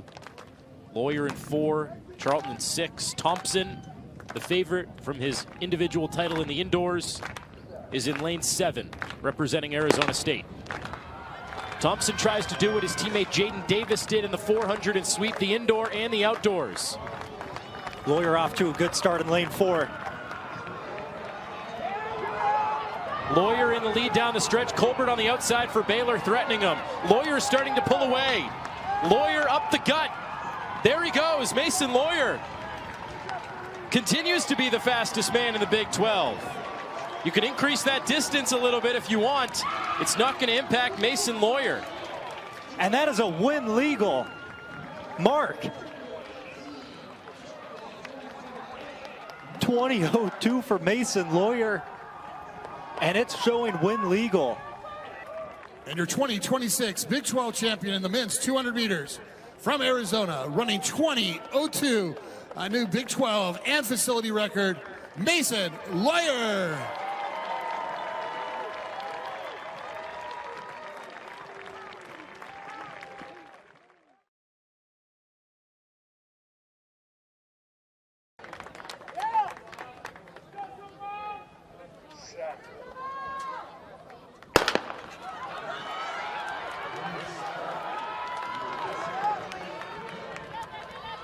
Davis looked very good off that first hurdle for TCU. He's closing in on Tragars for Colorado on his right. Vasquez also looking good in lane 5. Dixon in that far left in lane 9 for Texas Tech. There's Douglas now at the front of the pack. Dixon, though, still holding on to a rather sizable lead out front in that outside lane. Vasquez working his way up the middle. Hubler for BYU was making some strides. Now he falls further back. Here comes Douglas.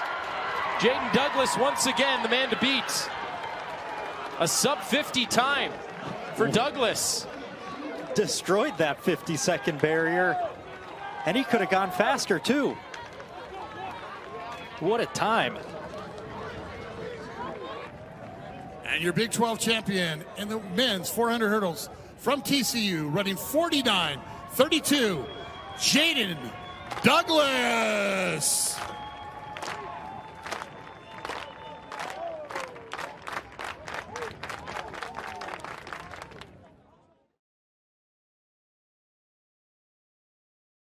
To try to crack first, Texas Tech has 2 opportunities to get to the podium.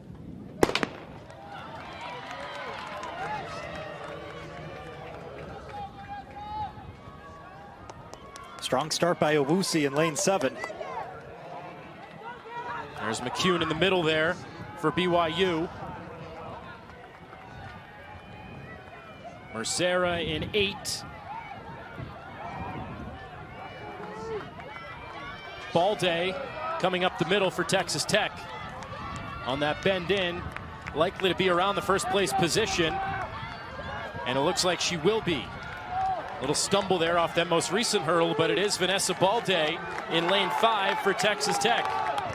Balde has the school record in this event with a 55.71. She's top 10 in the country coming down the final stretch. Balde off the last hurdle. Pressure on the outside from Mercera, but I think Balde had it by the tip of her nose.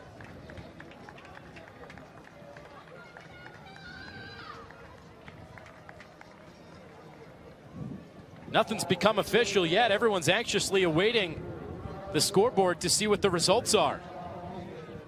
Everyone's on the edge of their seat to see what those final times are. It was really close with Mercera making a last push. It is Mercera who wins it. I thought Balde had it up the middle, but they have it on the official scoring as Mercera at a 55.39. They both clock a 55.39, but Mercera for Kansas State gets first place. And your 2026 Big 12 champion in the women's 400 hurdles from Kansas State, running 55.39, Vanessa Mercera.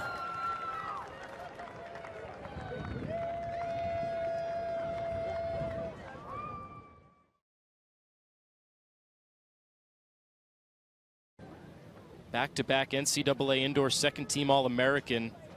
The Sun Devils very strong in this 400. They've had an All-American in the event the last 4 years. And Davis tries to continue to live up to that reputation. He's in 7 in the all-yellow.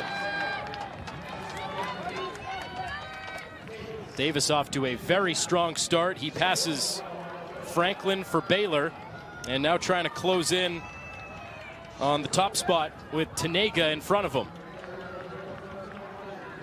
You see in the middle there, Joseph, the Olympian, he ran very strong. We talked yesterday how it seemed like he got to that final 100 meters and he still had some left in the tank. He's now in second, Thomas is, with Davis, the expected favorite, in front. Here comes Jaden Davis for Arizona State. Thomas trying to close some ground. Thomas drops back into third. Now fourth, it's still Davis in front. Tanega tries to push along the outside, but he can't catch Jaden Davis. The Sun Devil sweeps the 400-meter. Indoor and outdoor champion in the Big 12.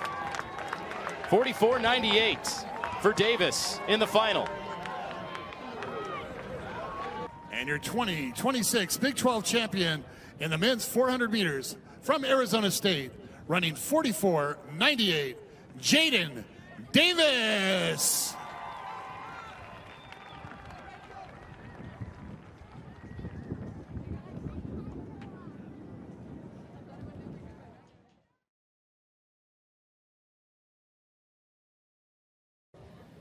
Farrington in 7, Joseph in 6, Newberry in 5. Desiree Reel for Kansas State next to her in 4. Won her heat yesterday.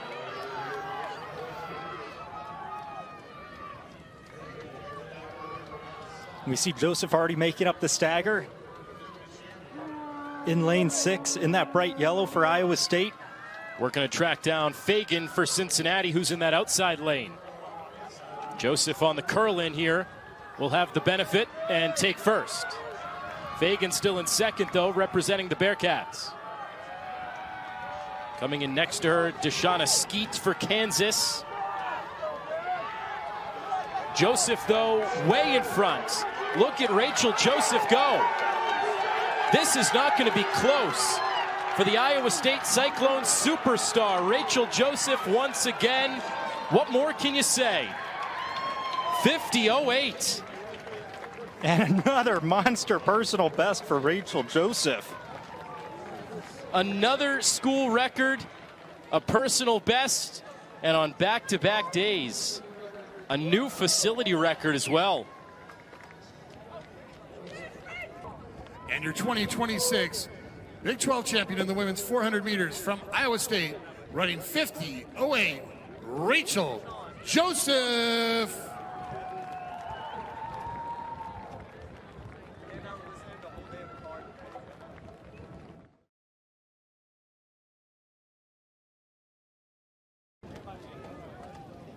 And like you said, I think a little bit of freshman nerves there.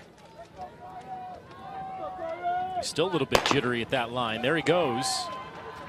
2 laps around in this 800.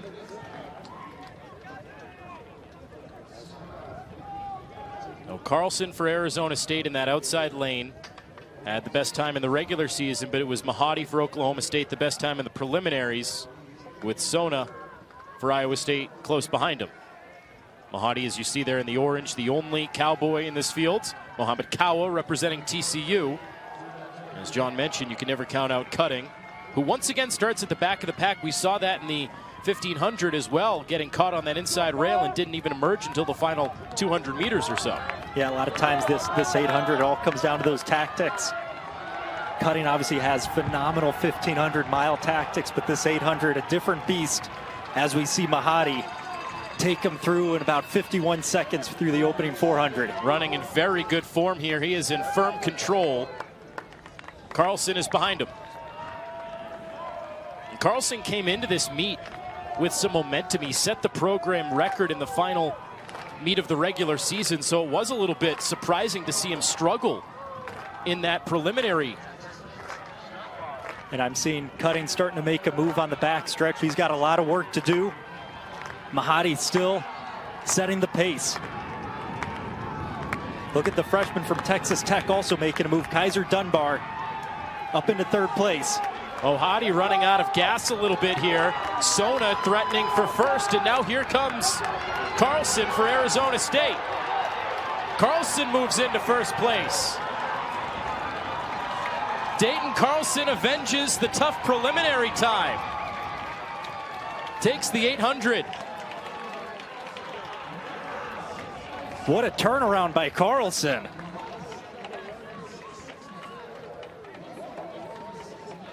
That's another individual champion for the Sun Devils. Saw his sprinting teammate Jaden Davis win the 400. Carlson takes the 8. As we talked about it, John, an uncharacteristic time for Carlson in the preliminaries. And had a feeling coming into this one, if he was in full form, which we had no indication he wasn't, that we would see a better Dayton Carlson in this final. And your 2026 Big 12 champion in the men's 800 from Arizona State, running 1:46.07, Dayton Carlson.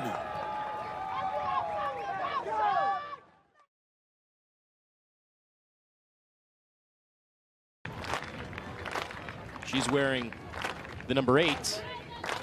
Pearson in the number 4.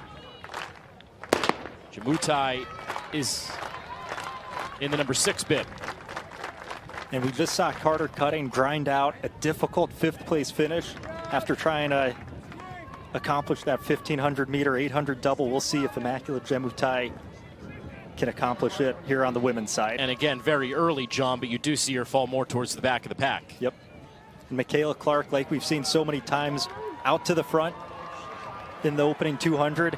She likes setting that pace. And we see Pearson right behind her, just like that prelim the other day. Avery Pearson started her career at the University of Saskatchewan. Holds the fastest time in program history, 7th best in the country this year. A world qualifier in the 800 for Team Canada. And Immaculate did not waste a lot of time hanging out in the back of the pack. She's out on the outside, running in 2nd at the moment in that red top for Kansas. Still Clark, the preliminary winner from yesterday, in front, but now Pearson is starting to wiggle past her as they go elbow to elbow. And a pedestrian 65-second opening lap. All these women bunched up. It's going to come down to positioning. Who can time their kick at just the right moment. See Brooke Beck there in 3rd for Oklahoma State. That new PR the other day in the preliminaries, 2:03.74. She's a 3-time Missouri State champ in the 400. So used to running the 1 lap. Now she has to go 2 times around. And we'll see how she fares in her first Big 12 Outdoor Championship final. Losing a little bit of ground as Clark and Pearson and the Cougars start to turn on their jets. Jamutai in the mix as well. It's Buswell, the front runner for BYU, but now they're starting to fall back as well. Here comes Jamutai trying to win both the 15 and the 8. It is Jamutai and Clark. Jamutai by a shoulder, now by a leg, now by a full body length. Jamutai does it. Wins both the 1500 and the 8 for the Kansas Jayhawks. Hard to do, John, but she made it look easy down the stretch with still plenty left to go. And your 2026 Big 12 champion in the women's 800 meters from Kansas, winning 2:05.90, Immaculate Jamutai.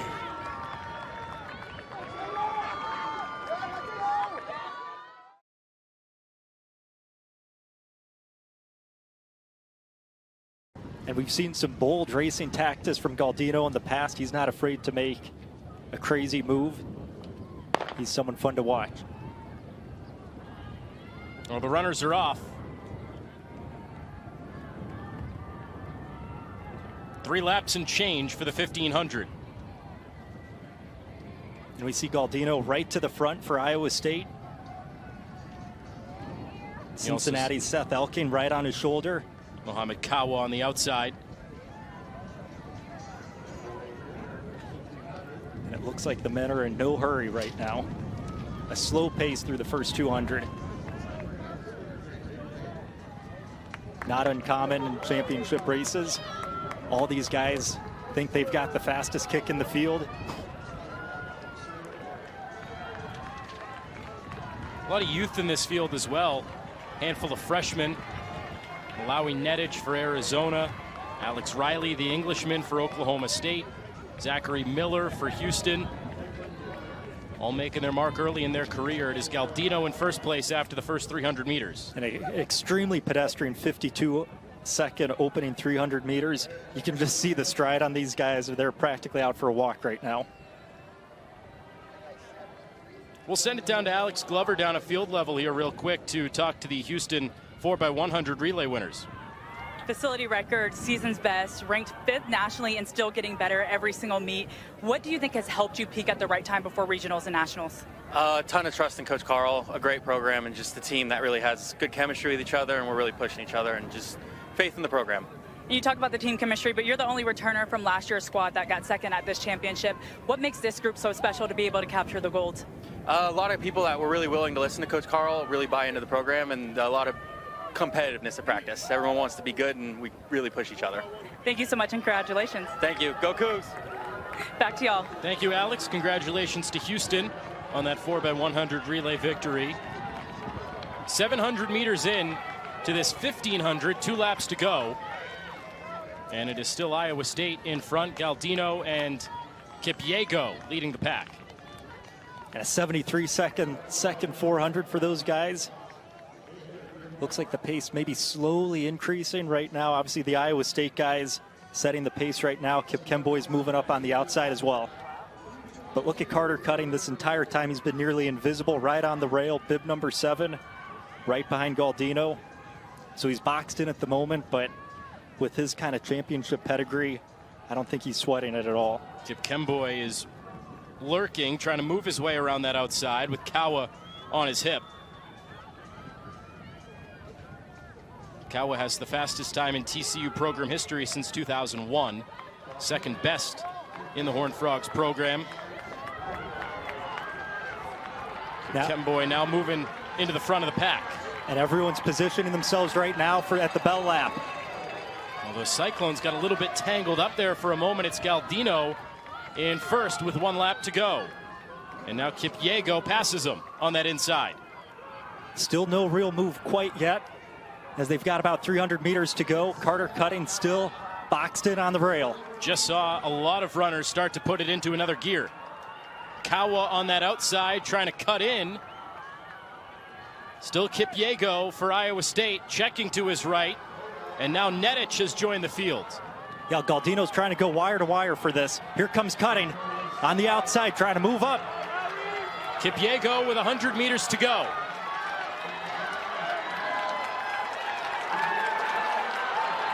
Here comes Galdino. Look at Cutting. Here comes Carter Cutting. He's done it again. From the back of the pack to a 1500 win. And a 51-second close by Cutting. He's got the wheels. Won the indoor mile, which is about 100 meters more than this 15K. Big 12 champion in the men's 1500 from BYU, running 3:58.63, Carter Cutting.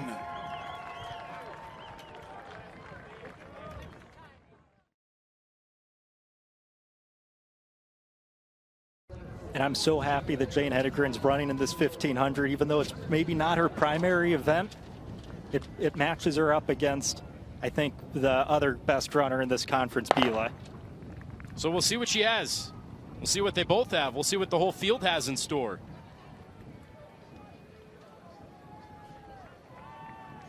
And you see Jane on the outside, bib 10, and Jeb Kirui, bib 12. Hedegren goes right to the front of the pack with her teammate Zariel Makia.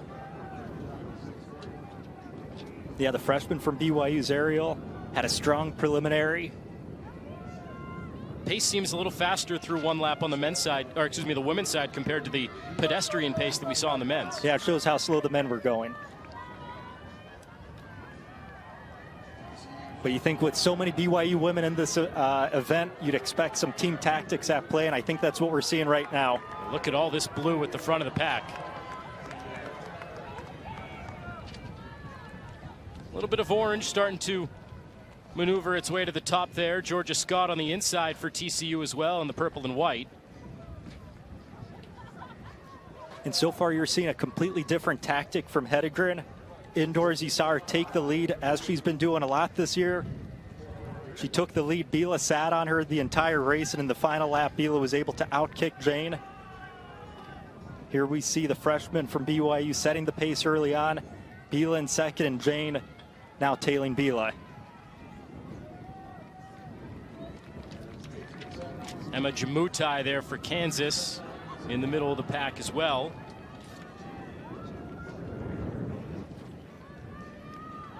Can't forget about Georgia Scott in this event either.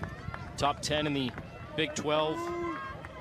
Less than a second off the TCU program record. Certainly has her work cut out for her with all the Cougars and Jep Kirui. But still a strong candidate nonetheless. Still Makia in front, shoulder to shoulder with Jep Kirui. And a 69 there by those women. So Hedegren just hanging out in fourth. Yep, not a complete sit and kick. A fairly honest pace, but all these women still in it, especially for Jane and Bila. This is a pace they're very comfortable at. And after she ran the best preliminary time the other day, Cameron Alder, after that most recent lap, is in second to last, just working her way at the back of the pack. You see her in bib 4, now starting to climb more towards the middle as she maneuvers through all those legs and bodies. But it is a sizable gap between now Hedegren in first, those first 5 or 6, and then everybody else. And now you see a big move by Jane into the front with about 500 meters to go now. Bila right behind her.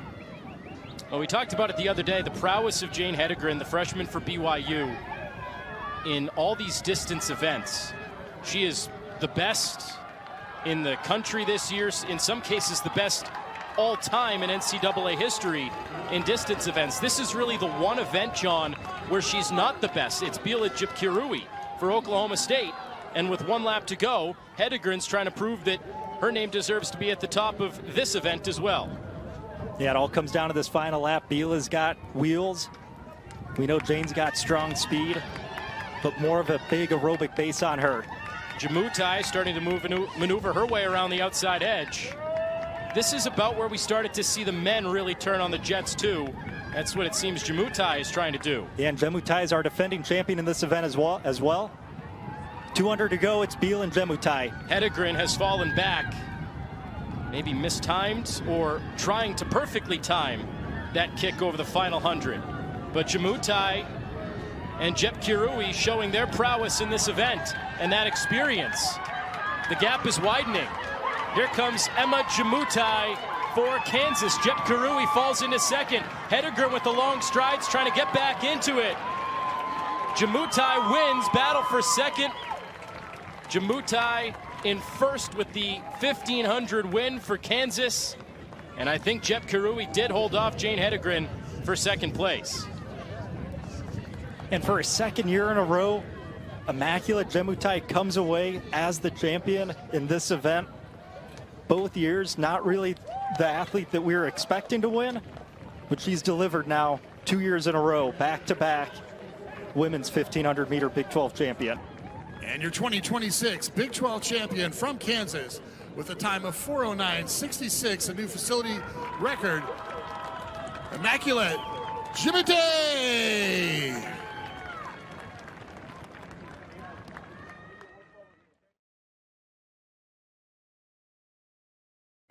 This will decide the team champion on the women's side between Texas Tech and BYU. The Lady Raiders a 1.5 ahead of BYU entering the 4x400 meter relay.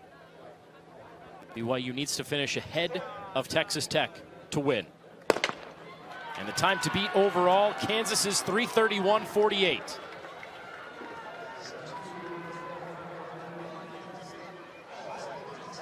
Who feels the pressure more here, John, do you think? Texas Tech or BYU? That's a good question. I mean, we don't really know, but I would say Texas Tech. They've got the target on their back. They've won so many of these team titles. It's really almost expected in Lubbock, Texas. Coach Kitley's built just such a great program, not only on the men's side, but the women's program has been elite the last few years as well. BYU, they're the hunter. They're trying to catch what Texas Tech's done. Well, they're trying to catch this first leg right now. Callie McEwen is way back of the pack in last place of this second heat. It's a battle for first between Shaw Huckabee and Farrington for UCF and Texas Tech. Not a good handoff there for the Knights. A little bit herky-jerky for Shaw Huckabee, getting it to Jasmine Newberry. Texas Tech way in front with Mackenzie Kelly. A lot of work to do for Tessa Buswell and BYU.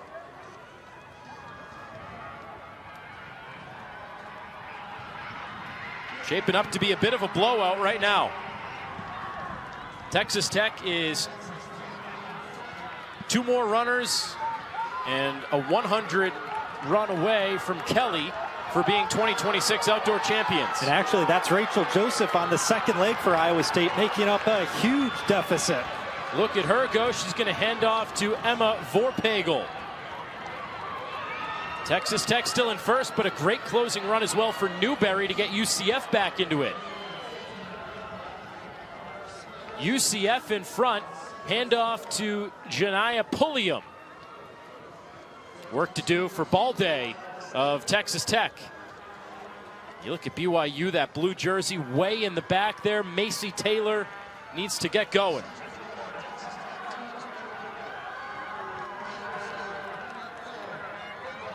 Still a lot of variables here. You need a good handoff. We saw on the men's side there was a tumble that led to Oklahoma State not finishing. A lot can still happen. Right now, BYU would surrender the team title to Texas Tech. They've now moved into first with Vanessa Balde.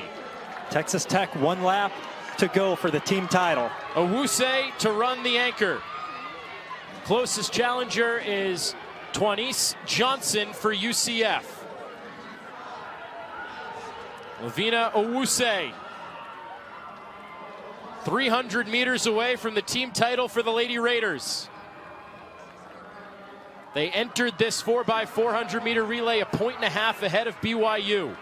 Frankly, the Cougars have not run their best. They've not competed very well in this 4x400 when they needed it most. Here comes Johnson on the outside for UCF. 3:31 is the time to beat. Certainly looking like it's going to happen. Who comes in first? Is it UCF? Is it Texas Tech? Johnson and Owuse. It's currently Owuse. Johnson threatening. Owuse, by the shrug of the shoulders, wins it for the Lady Raiders. And they win the team title at the 2026 Big 12 Outdoors. Status quo for Texas Tech. The men and the women win the 2026 Outdoors in Tucson. Came down to the final race on the ladies' side. A new facility record at Roy Drachman Stadium to wrap it up tonight. And your 2026 Big 12 champions in the women's 4x400 relay in a time of 3:28.05, Texas Tech.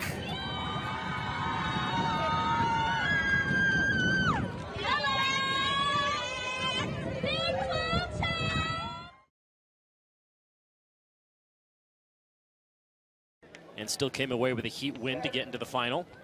Grant Lockwood starts for Kansas. Aaron Spencer for Baylor. Demarion Jacobs for Houston. You mentioned it, John. This is just the finishing touches, the icing on the cake, if you will, for Texas Tech. But they certainly want to go out strong. Yeah, and they won't have to sweat out any possible reviews and protests like we had indoors. Texas Tech can run free and relaxed and hopefully try to get a victory. They already have the 12th best time in the nation. Good early run for Evander Thomas. I'll tell you, John, I've been very impressed with his running. I mentioned it was in lane 9 yesterday. He came around with a heat win. Those outside lanes are so tough. Thomas has run very well this weekend. Yeah, and I'm always so impressed with those TCU sprinters.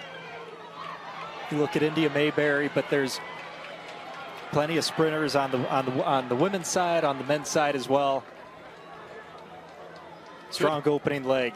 Yeah, it was a good handoff to Ronnie Kendrick, but he has dropped back a little bit. Blake Wynn for Oklahoma State now bending in. Clipping right on his heels, Kaiser Dunbar for Texas Tech. On the inside lane, that is Anthony East III for Houston, who uses the benefit of the inside right along the railing to take first. Oh, that's a hard fall. A really hard fall for Wynn. He goes down and likely to knock Oklahoma State out of this 4x4. That was a really, really hard fall. We hope he's okay. We'll give you an update if we can, but right now it's Baylor in front. Collisions as well.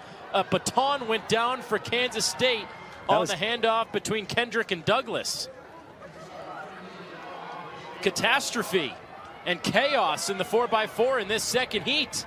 Texas Tech is back into third, and Baylor has a big lead. This is Bailey Hashmi. I'm still trying to process what we just watched. Yet Oklahoma State went down. You see the athlete there on the infield after collision. We'll have to get a replay of that after this event. Then a drop baton by TCU. But it's Baylor. Yeah, Hashmi's losing speed a little bit here. He needs a handoff. He gets it to Tyler Honeyman. Again, the time to beat 3:03.71 set by BYU in the first heat. You have to wonder if all that chaos and all the maneuvering around those bodies is going to alter the final times for everybody here. Yeah, we'll have to see how Baylor can close, but BYU's 3:03 looks pretty good right now. Honeyman with a sizable lead over Houston's Dominic Harper. Around the final bend here for Honeyman. 2:50 with about 100 meters to go. He needs to get there with 13 seconds. Here comes Honeyman. Time to beat 3:03. Clock hits 3 right now. Honeyman to the line. He's got it. That's sweet for Honeyman. Baylor takes the 4x4 team title. And it's only fitting that Baylor, known as Quarter Mile U, gets the victory in the 4x400 to close out this meet.